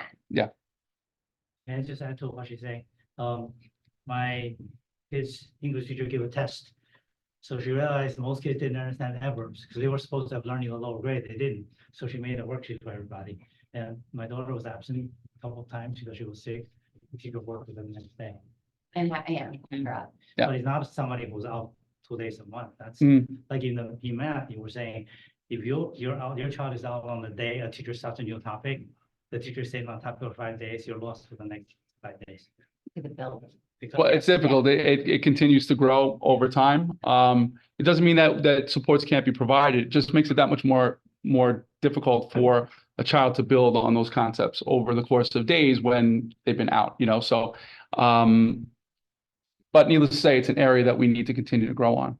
Now, schools are doing some real creative things. They're organizing morning programs. They're organizing after-school programs. They've organized breakfast programs. They've organized a range of different supports to build on a child's ability to come to school. Because in the end, who's going to lean on parents but our kids? You know, our kids lean on our parents. So if they know that you created a soccer program specifically for me in the morning, you know what, Mom, I got to get to school. Basketball program, I got to get to school. You know, so those are things that our schools are doing to really promote it. But for whatever reason, these past 2.5 months, and it very well may be in large part to illness, but we need to kind of build it back up. Let's get back into the swing of things so that we're not, you know. Venus? Hi, Venus. Hello, this is gonna be my fourth factor now, is the absenteeism conversation, right? Because it's something that has to be driven by PTAs and parent leaders. It really expresses to parents from pre-K to graduation, how the DOE operates, right? And it operates off of enrollment and attendance, right? It's like a business, meaning if you have a certain amount of PTO days, and then once you use those PTO days, you start going into your losing a day of work. So parents don't really understand that in order for your school to operate and function in the public space, it runs on how many kids come to school every day, right? That makes it really clear, right? Your kids not in school, we're gonna lose funding. And I'm not encouraging to say that. But my second piece is really the welcoming environment piece, and the DOE, not you, but the DOE as an entity, as an institution, taking accountability to why families don't prioritize school, right?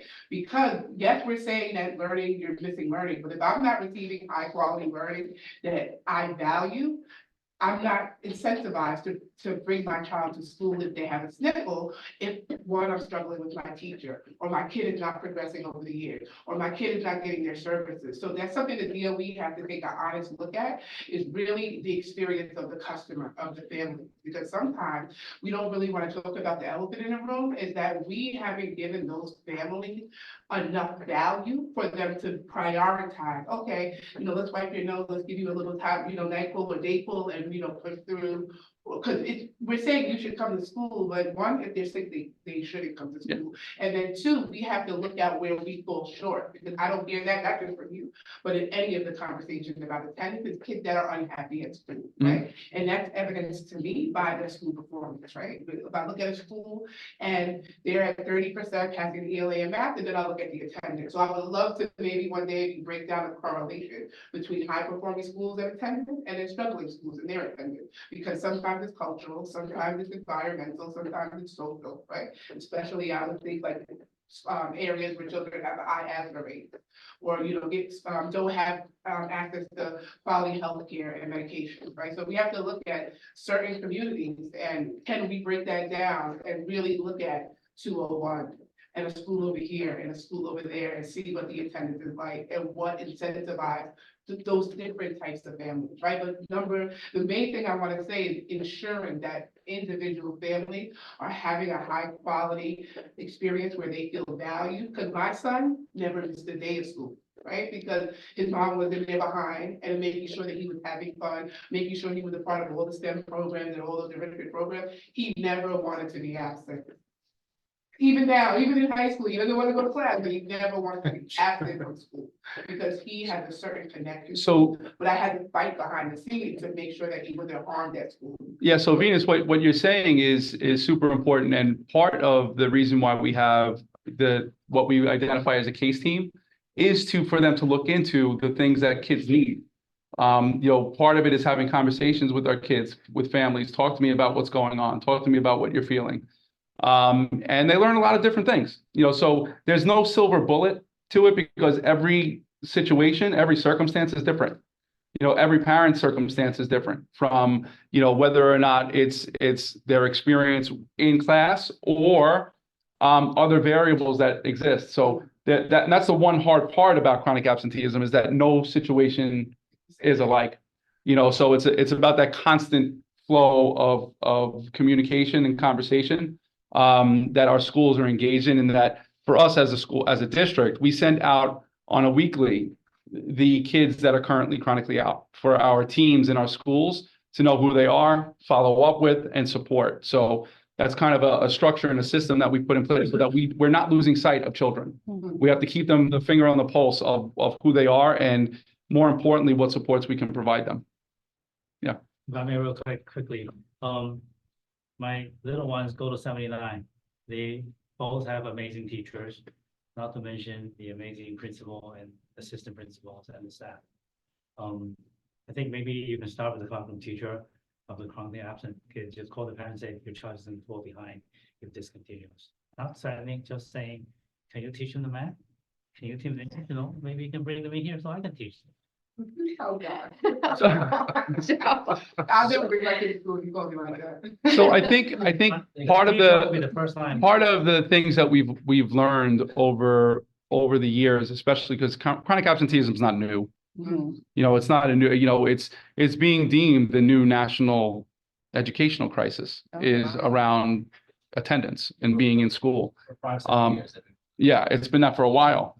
And what we've learned is our approach matters. I don't, a parent that has their child out excessively out knows their child is excessively out, and me telling them every day is not helping them with improving. So a lot of that is, how are we communicating and how do we support, which is why I said every scenario is different.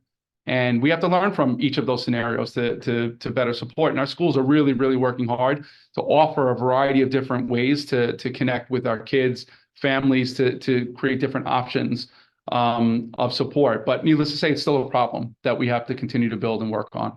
And I share it with you as a CEC, just to continue to share and relay that message that, we're here to support. you know, and we want to be able to support for anyone that has those needs. And again, not if a child had the flu for 5 days. I mean, you have the flu, Mhm. you know, but those other days are the ones that are important. And there are some children that unfortunately become susceptible, and they are a child that unfortunately gets the flu more than once, Mhm. you know, and so those things happen. Huh? We had, Yeah. my son had flu A this year, flu B and the flu shot. Yeah. Hit all. And Yeah, no, and everything it's, else, and everything else that you can get, he's got. yeah. Yeah, and those things are realities, and unfortunately, we can't control those. It's the ones that we can control that I really want to emphasize with our schools. You know, because our kids need to be in the building. And that concludes my my report. Thank you. Thank you, Dr. Mike. Yes. Okay, so that was a great report. Any new business? Anyone? Okay, I just, don't know if it's the right time, but can we talk about the membership attendance? Because it's not like, oh, I can't make it today. It doesn't work that way. yeah, Right. those are unexcused absences. Yeah, Well, I we, think maybe. But I think that might be for later. mhm.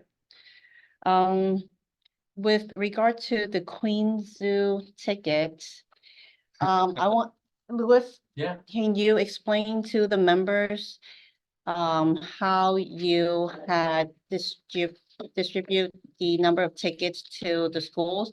So as I said earlier in the meeting, CEC purchased 5,000 tickets to the Queen Zoo for April 27th, Saturday, April 27th. And you know, because we have so many schools in the district with so many kids, we needed a device to, you know, how to distribute the tickets to the school. So Louis will explain what he did, and I gave the members the breakdown. So it's in front of you. Okay. So there's only 1,000 tickets, right? Yeah, Thousand she or said 5,000. 5,000? Yeah, you said 5,000. I'm looking into Oh, numbers. 1,000, 1,000, sorry. Yeah. I'm sorry. No, No, it makes more sense. I was looking at here, I'm like, Yeah, okay. trying to do the, you know, Joe, you appreciate the math in my head, as I'm looking at all this. It wasn't Yeah, connected. Yeah. 1,000, right. Like, Yeah, yeah, yeah. And then I was reading my Sorry. email, I was like, I said 950. So. Oh, 9,000. So as Wendy said, you know, we have a very large district and there'll never be enough tickets. Yeah. So the CEC was able to purchase 1,000 tickets, which must be used by both adults and children, not just children. And how do we distribute 1,000 tickets across our district without making it first come, first served, which might not be a representation of all of our schools? So I basically took the tickets and based on the size of the school and the percentage of that school from the total population of kids, how many tickets of the 1,000 would that school get allocated to? Now I did weigh middle school students a little bit less, about half, because in the past when we've had this event, it was mostly elementary school students attending. So we will still be giving our middle schools some tickets, but not as many as our elementary schools. Our elementary schools get more. Okay, so I gave basically our middle school kids in grade 6, 7, and 8, I gave them half weight. Mm. So that's how we determined. So our very large schools, which are like PS 20, PS 21, PS 79, they're getting allocated the most tickets. And again, even then, it's not that many. Yeah. You know, it stinks. Mhm. And then our smaller schools get less. Louis, did you say this is adult and children? So yeah, Yeah. so the way the Queen Zoo works, and Wendy, Okay. you can check with How them, many chaperone, what? a ticket's a ticket, No, I you know, said, yeah. one chaperone cannot watch 10 kids So in the an old days? adult can bring, since this is an event outside of Oh, school, okay, school. Day. an All right. adult can Gotcha. bring whichever Gotcha. children they want, right? Mhm. Otherwise, they have to take that into consideration. It is, and it's, what do you tell a parent, you know? You can't bring siblings, you have to, you know. Yeah. So we have to discuss how we will, we have to discuss how to distribute these tickets to the families. Should we let the school decide, right? I feel think I like, would- and big, you know, so that will, The and parent coordinator, let the school decide, let the parent coordinator. give so the- that's what we were supposed to, discuss and vote on. Not today. Yeah, but not today, right? So we, 30? no. I was like, what? Since we don't have quorum, so therefore, I give you the information, right? Oh, they have paper tickets, as they don't have Paper an ticket. approach to, I don't even know, are they paper tickets? You got 1,000 paper tickets? I have it on PDF, yeah, so. Um.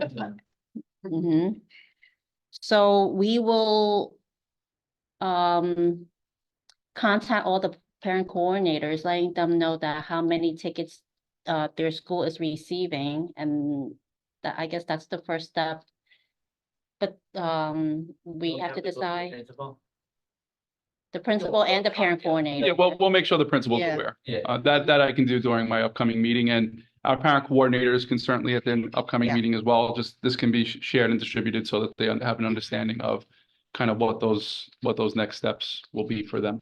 Okay, all right, so since we can't, there's no quorum, we can't vote on that, hopefully at the next meeting. But I don't know if it will be too late by then, because our next you know, the event is April 27th, our next meeting is April 5th, I believe. So Maybe We have a special meeting. can we have a, Maybe a Okay. special meeting yeah, or special discussion, maybe not use the word meeting, uh-huh, but not There yesterday. has been a discussion with one of the schools. Like advance notice that there would be like an event like this Mhm. happening. And the principal has suggested if the dates were the 20th and the 27th, doesn't really work well. Because, you know, you're hitting right at the vacation period. The suggestion was, can you make it 1 week before, it would be on the 13th? I don't know if it's something that we should. that's Yeah, too We late, have yeah, to we make got it to the week take, after, because we can't vote on it today. I know, I'm we, saying. no, it's already, If it has been decided. Yeah. Of course, it would be a moot issue. But yeah, This is what was. It's during spring recess. Yeah, but we discussed, we voted. Yeah. on it. We had discussed that at the last Mhm, meeting. That yeah. this would fall into that period, but how many parents would actually be involved? Because a lot of them do go away. mhm. What do you mean, us here, the member being involved, or? No, I mean like in general, District 25, like how many parents will be actively sure. participating if it's during the break time? Trust me, it's not that many Going away. tickets. Give the ticket to those who are not going to go away. Yeah, it's It's not like that many, hundreds of I tickets don't, going I mean, you to don't, each school. yeah, It's, You're you know, it getting- amounts to about, you know, less than 5% of Uh-huh. the I district don't think. students. Mhm. So, and for those that aren't doing something where they're going away, it could serve as a nice thing to do with, you know, with your kids. Yeah. You know, go to the zoo, but I hear you, it's not, if you think about like optimal day, not during a break, I get it. I think that I think you'll still get, Mhm. you know, enough parents interested to do something with their kids. Okay, Plus, the zoo is fun, especially Yeah. for our, you know, for our little ones tend to really enjoy it. It's a nice time of year, not too hot. okay, Yeah. yeah, okay, Cool. any other new business? Because we have, Mr. Pearson on to join us at the business meetings. I think we have to start soon so that he can discuss with us the logistics of the, town hall, with regards That's when I to, exit, right? yeah. So I don't want to keep, I mean, I don't want, because I told him 8:30, I don't want all of us to stay too late, okay? So if there's nothing else, any others public speaking? Me, Okay, or- You Venus, got 2 minutes. Excuse me, you have a timer? because Ready? Yes, Tell me hold when. on. You asked I for got it. Joe, I got it. Go. All right, good evening. Venus Ketchum, parent and community leader. The last time I spoke publicly in person was about my CEC training tour. Number one, that time I spoke was about prioritizing the public, making sure that we have robust council member reports about our schools, making sure that the meetings are fun and engaging for families, maybe doing some quizzes in between to make sure that we're engaging the people online and the people are in person throughout the meeting, because these meetings can go long. And I remember last time I was almost crying because I had to go pick up my son from the pool and the meeting was going long, and families should be prioritized. I shared that District 30 has opportunities for parents to speak throughout the meeting, so that we're not waiting until 9 o'clock to present. And I'm encouraging other families to sign up to speak, just share which school your child goes to, share some concerns, share some exciting things that are happening at your school.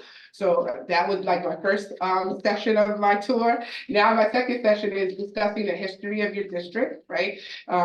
District 25 is the district that I grew up in. It's very unique, the demographics and diversity of the district, but making sure that the CEC and the families are very knowledgeable about the history of this district and the different schools in the district.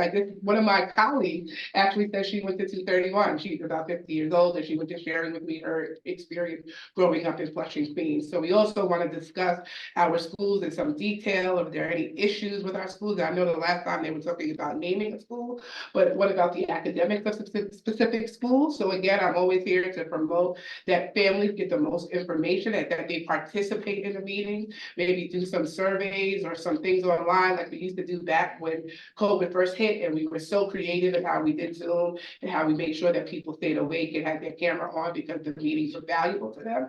So sitting through a CEC meeting can be daunting for anybody. So I want to make sure that families are prioritized, as well as my inquiries about the lowest performing schools like 250, 154, 201. And I just saw a new one, 20 something is one of the lowest performing schools in the district. So I would love to hear more about those schools. Oh, thank you. Thank you, Venus. It's so Perfect. All right. So And wait, well, sorry, one more thing. Who is this guy? Are you the deputy superintendent? No. I never knew what your name. Lewis, I'm usually on the floating. Yes. And what's your title? It's complicated. Are you family support coordinator? I'm the field support liaison. She said it's. Yeah, she's like. yeah. typing this. I'm mostly school facing, so I don't really I- interact with the public that often, so I'm the liaison. Can I have someone make He a supports motion all to things adjourn? district. He helps connect the folks with the right. Adjourn.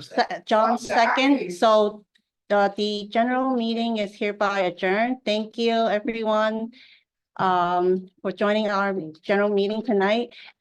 Those, the members that are still online, Kiram, Shirley, I don't know if Frank and Bob on, and Jocelyn, I guess Jocelyn, Jocelyn doesn't have to stay on. Yeah. If you don't mind staying on. Hi, Jamila, how are you? Sorry, I didn't say hi to you before. So we're gonna move right into the business meeting. Thank you, Dr. Mike. You got it. All right, guys, have fun. Good night. Hi, Dr. Mike. Go home. I have to leave early Yeah, tonight. I know, this is a good one. Okay, So we're calling it order? so, yeah. 9:04? So it is 9:04, and I'm going to jump right into the Sorry. the roll call for the business meeting. Okay. Wingyu? Present, Karam Kashid. He's all. Wake up. Karam, you there? Frank Chow, I moved. Joseph Chow, Present. Sung Lee, Present. Alvin Tong, President. Eden Rubenstein, Present. Robert Rozoric, Catherine St. Pierre, Here. John Stewart, Present. Jocelyn Chen. It's okay. Okay, Mr. Pearson, are you on? You could unmute yourself. Yes, I'm here. Hello. Hi, how are you? Thank you for joining us. I know it's late, so I really appreciate that you have waited. So I will, if if you're ready, we can start discussing the town hall. I have forwarded your email with the instructions to all the members, I think earlier today. Okay, I also, on Monday, I emailed the recording from our last town hall from May 2022. So for those of you who for the new members, please take a look at the recording just to get an idea of how the town hall was run. The town hall will be virtual, okay? It's not going to be in person. Is it something where we're in person though? Huh? Are we also virtual or we're in Yeah, person? virtual, everyone's Okay. virtual. Okay, and then followed by there will be a C37 presentation. So now, Mr. Pearson, I will let you begin. yeah, thank you so much for having me. Like you said, we are starting the superintendent hiring process for District 25. The first step that we need to decide on is the date. It's completely up to you what works best. I think for our schedule, we're looking at the window of April 4th to April 19th to hold possibly the both town hall and C37. There is the spring recess starting on the 22nd. Yeah. So if we can try to get it in before then, we'd like a date. So where we are in the process right now is that the window for applicants is closed. They're vetting the applications. They've identified some candidates. The interviews are going to take place the week of March 18th. And so from there, hopefully we could move into planning for the town hall. We need at least about two to 3 weeks to publicize it in the community with flyers for the town hall and organizing language needs and things like that.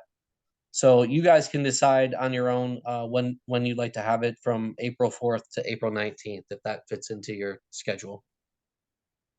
Okay. Our next CEC, meeting. Third. Oh, it's Wednesday, April 3rd, so that's before April. It'll be after that. Okay. So I would suggest, Following week. yes, I was going to suggest that, the 10th. The week of the 10th, yeah. Week of April, Yeah. April 10th. Okay. Yeah, Wednesday, April 10th. Wednesday, April 10th. Okay. Yeah, midweek, I don't think there's anything going on that day. Right, there's no parent teacher. I mean, is there? Okay. No, I don't have anything I on know the calendar. I put the it up later. ELA, I know there's a state test in April, Yeah, that's the 15th and the 16th. 15, 16, okay, all right, We should be safe. so yeah. we should be okay. April 10th for the town hall. Would you prefer if that started at 6:30 or 6:37? It usually lasts around an hour and a half, I think. I could do 6:30, Yeah. but some people can't make 6:30, you Right. know. Yep. Yes. Let's do 7, 7 to be okay. Okay. yeah, to play safe. So that's the town hall, and then the C37 Yeah. would It be could on be the following week.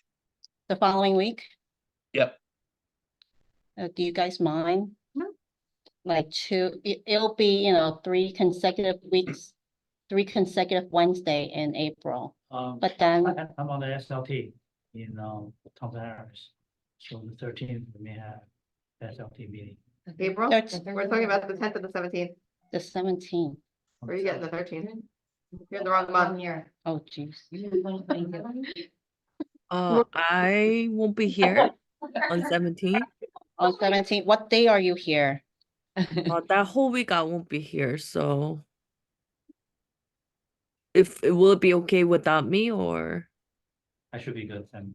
It's Zoom meeting, right? Yeah. Comfortable with that. Mr. Pearson, Yeah. do we all need to be on the C37? No. Okay, all right. So the 17th? Yeah, is the 17th. So we'll do the C37 the following week on April 17th. Karima's not on. Nope. Since 7 this is only for, yeah, 7 o'clock. Let's just do 7 o'clock. Makes it easier so everybody remembers. Okay. Okay, great. And let me double check on the start time of the C37. Those usually start at 6, but let me confirm that. Oh, okay. If it has to start at 6, then we will. Just because we have other, it's union representatives and Okay, yep, got it. I'll circle back on that. The town hall, yep. How many candidates are applying for the position? I'm not sure on that. I'm more on the operation side of it. But you'll let us know. There's gonna be 3 candidates at the town hall and C37 at Mhm. least. Can you describe the C37 a little bit more? Yeah, so the C37 is attended by council member, community education council members, president's council president, union representatives from UFT, CSA, and DC 37. And then obviously senior leadership from the DOE. The candidates are asked a series of questions individually by these panel members at the C37. And then there's discussion for feedback and responses to the DOE. So it's a more closed meeting than the town hall, which is open to the public, and public is allowed to ask questions. So we don't have to ask questions at the C37, right? We ask the questions at It's the. more at the town hall. The town hall is more your. In the the town- past, like I know with C37s for like AP or principal, we were asking the questions that like we kind of came up with the questions alongside everything, and we were the ones asking the questions. Are we not doing that for that? For this part? Yep. So town hall, you get to ask your questions, and then for the C37, there's a planning period. I believe it's like 15 minutes where the group comes together to formulate some questions. Okay. Yep. There's some like pre-established questions that you guys can edit or maybe raise your own questions. That's what I meant. Yeah, we had like Yeah. questions I remember. Yep. earlier. We picked up questions and then we kind of would ask. Right. Yep. Yep. That's how it's worked in the past. Okay. Okay. Oh. And As we get closer to the date, I can certainly circle back and, we can review that email and or maybe at our next meeting, we might have to invite you back to go, to finalize some of the details, because our next Sure. meeting is the 3rd, and then the following week would be our town hall. So probably I'll ask you to join us at our next month meeting. Would that be okay? Yeah, that's fine. Okay. Can we get the questions before that? Yeah. You guys can develop your own questions. No, I know, but well. Is there like a Alright, framework of questions that you have? Yeah, in the email that I sent, let me bring it up. So, and again, this is your show, so you can kind of run it however you want. We just offered you some structure to hold it. We've seen ones where CECs have asked a standardized question at the beginning to allow all the candidates to answer how they would answer it. I've seen ones where they just go straight into questions, but mainly, why are you a good leader? To what makes you a good fit to lead this district? Things like that. If you want to hear, the same. If you want to hear different responses to the same question, that's fine. We're gonna have learning times as facilitated. They do a good job of calling on people and putting questions on the screens and things like that. So I'd say from now until when the town hall, you guys can be thinking about these questions and you can kind of establish the run of show for yourself and who's gonna ask what question when.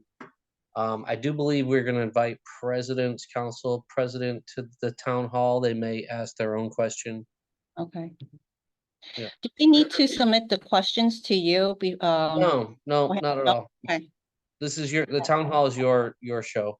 so then we should have a list of questions ready at the next meeting. All right, okay. So yeah, so please watch the recording that I sent. So all right. 22, that was the. Yeah, it's in my email on Monday. I CC you on it, Alvin. That's the same question, right? We can, if you mean, No, we should, we should, yes. I have, Every candidate gets the same question. Well, no, I thought you meant from back then. The- So oh, like- I was like, wait a minute. yeah, that's what I thought too. That's what it sounded like, right? Remember last year? I The don't year want, before, it was the year. No, no, that, you're talking about something else. so anyone else have The questions? questions need to be exact. Okay. All right, thank you, Mr. We look- Pearson. Okay, yeah, we'll be in touch. Yes, Yeah. Okay, yes. thank you so We much. have All right, questions have a good going evening. on. Thank you. All Okay, right, take care. Bye-bye. take care. Bye. No, you weren't here, she was here. Okay, So so now, resumes. before we go to that, you wanna go back to what Joe was About what? mentioning, The about the mem- meetings? Oh, yeah, the council members. Yeah, the absences? attendance. The Yeah. attendance. Yeah. So- gosh, So touch I don't on want to that- spend too much time. on No, it. so really quickly, just to touch on it, I did speak to Carly about it. It's 6 hours prior in order to be excused with written notice. Otherwise, it is not an excused absence Okay, based on the bylaws. no, I'm saying, I don't think people are aware of that. How many absences can you have before you get removed? Three. She just said Three. 2, right? No, 6 hours prior for Exactly. excused, right? Yeah, so make, You know, talk to face. and figure out what it is, Reiterate 'cause Oh. You can't do, the Yeah. open meeting is over, so you can't do remote, have your attendance counted. yeah, no, remote doesn't count. I think, yeah, Before it- you're No. not anymore. in person. So if you're not here today and you're on remote, it's still an absence. Yeah, that's kind of how I learned So- in this chair, isn't it? The girl, she couldn't come, was she right? okay, You never so know. we will Yeah. review Oh, the They were never present. at all. attendance, yeah. the policies at the next meeting with all members, attendance policy. Okay. That's it, right? Yeah, I think that's really Okay. it, because I kind of got us the answer Okay. at that point. And then, so, resumes, okay, have you, first of all, I forgot We who have it was right here. on the, okay. You, me, Shirley, Shirley, Catherine, John, and Alvin, John, so most of us Alvin. that are here. Oh, okay, so did you guys take a look at the resumes and you guys, no, you're not on the hiring committee, Oh, so you it never, was an honor. You're you gonna didn't break that. volunteer. Do you like my style? Pardon me. No, some of them were really far away. I don't know either. I Maybe- It doesn't matter, as if you know. Yeah, but that's true. I know I had, and They're all like from Well, all. one of the things I even brought up was I know there was a conversation about the one girl who was placed as a parent coordinator. Yeah, and Jennifer We can't Colon. exclude technically based on the conversation we had yesterday. BB, she can still. she could still be offered. considered and offered because she might be looking to do that for a different reason. But then because she's internal, the pay structure is where something might come into play for her. But then remember, we said we had a candidate within the DOE system, The pay structure is the issue there. so it's the pay structure. Yeah, because there's So let's say already a if they, cap, The like, cap and for she's the pay. above the cap, and so she's not, she can't paid based too on much, that. So she can't have the position. okay, That's so why she if couldn't she's qualify. willing to come back here for a They lower pay. Because of the Even cap, if like, she's because willing- of the rules, they said that she's not allowed Oh, to make okay, that change. all right. Okay. But John, you asked an interesting question about a lateral move within the DOE to be able to like hire them faster, because there's a hiring freeze right now too. But they didn't really answer. No, They didn't. Not really. No, they didn't really seem to have it, but there are a few in there who are in the DOE A right bunch now. of- She's not the Got it. only one. Yeah, so what are the names, what are the names that you picked? I'll just go over, I mean, I I have 7 that I started. don't have I didn't read through every single one of them. I kind of like just pulled a few out here and there, but, I liked Angela Melendez. She, That's why I want to talk to people. I read. She's the only one that wrote a cover letter that I have, right? No, there were a few that wrote cover letters, at Some of least them like had cover 3. letters. Well, she's the only one that had a cover letter and resume. Some had like cover letter part of the resume or some had. Some cover had a letter. full screen picture. Yeah. So how do we get, these? Are these just, it sounds like some of them were just randomly sent it to DOE because they're so They post, unqualified, but they're not qualified, but like they're still. They don't supposed to be fit. the opposite. Some of them are like overqualified. Yeah, some of them are- Yeah. But like teachers, a lot of them are teachers. Yeah. Why does a teacher want this job? Because they're trying to get into the school district possibly if they're not already, and they're trying to find a way into the DOA system probably. I am. Anyway, so we're doing what, 3, 5? 5, if you have. I mean, I came up with 7 that I kind of Okay. started. Who else do you have? And then I saw that Karina, Karina Rice, she's also in the DOA right now, so I thought that maybe that could help. Okay. But I didn't get a solid 5. I didn't get. That's fine. Is that all you have? That's all that I like. Actually, like wrote that I thought would be, Okay. So I actually. notable. There was somebody else in there that I had read way back and then I didn't Either somebody's playing. I didn't write it down. Let me see if I can find it again. It was another one. So I had Saran Traor. I have 7 that I think. Yeah. Elijah Williams Robinson, Excuse me. Aaliyah, right? Yeah. Marilyn Abilis, Kimberly Garcia. I'm just gonna see, pick those that I also, oh, you also have Angela McCann. Oh, that's her. She's the one that. Oh, you were, oh, okay. Right? Yeah, yeah. I had her on there, but I had to start her, but Catherine also said Angela. Okay, yeah, okay. Although I vote So- Republican, so- I'm a registered Democrat. That's Very- New York. I'm very disappointed in what the Democrats doing to our city. Very disappointed. Okay. I'm trying to do this. Thank you very much. Maryland, Can I give you the names? Yeah. After this meeting, because I can't, like I said, this afternoon, when I did the text, I don't have solid 5. okay, that's why I sent it. I mentioned it last Yeah. time. I sent an email on Oh, Monday. within this week, I will definitely give But I'm you. very purple person. Okay, John, Yeah. do you have anyone? Yeah. She's just coming.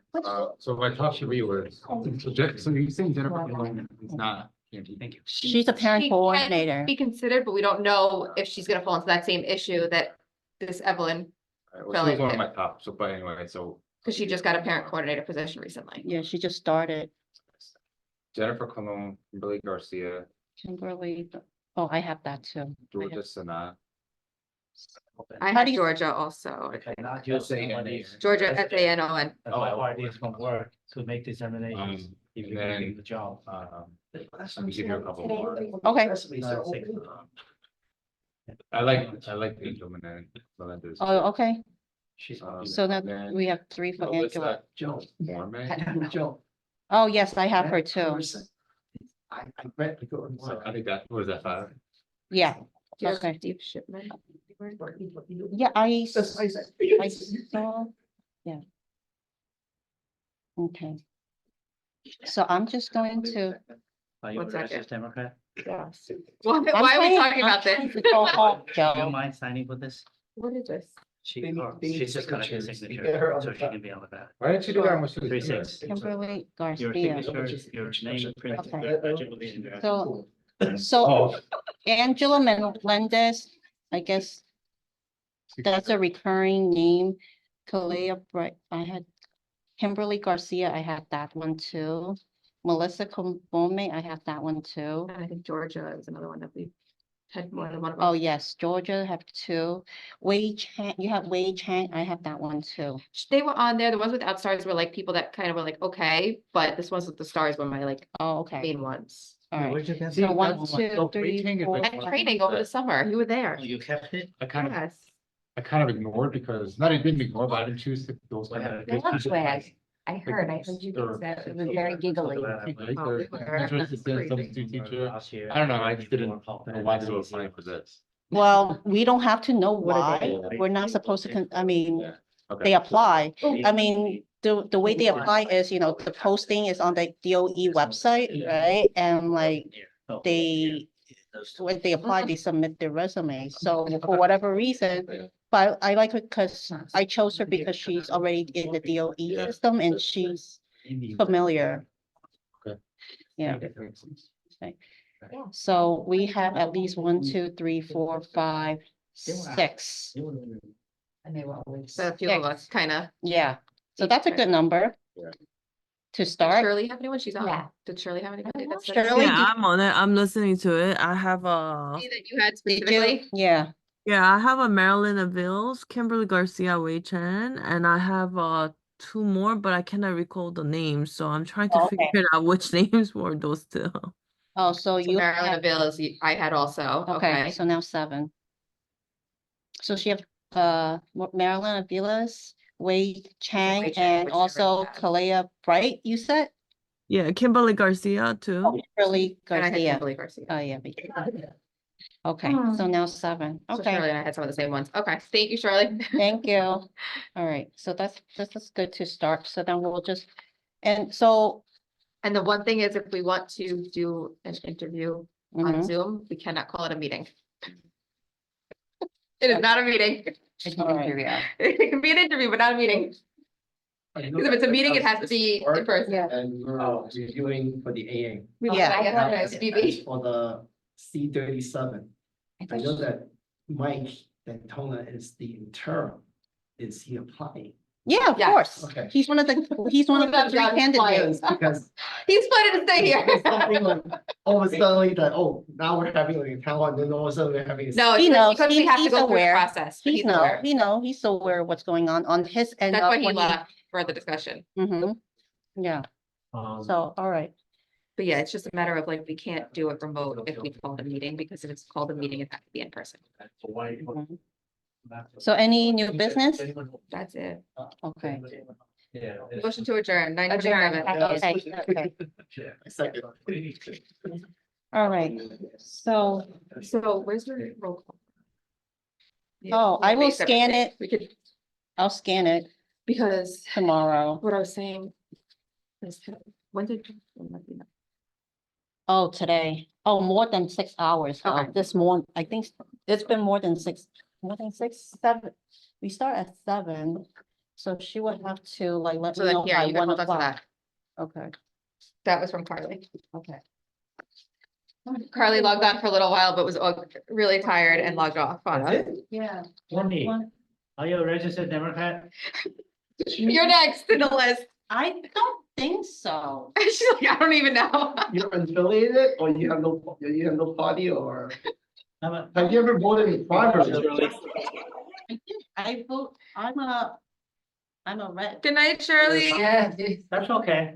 Good night, everyone. Get home safe. It's weather is pretty bad outside, so be careful. Thank you. The Supreme Court decided that, Colorado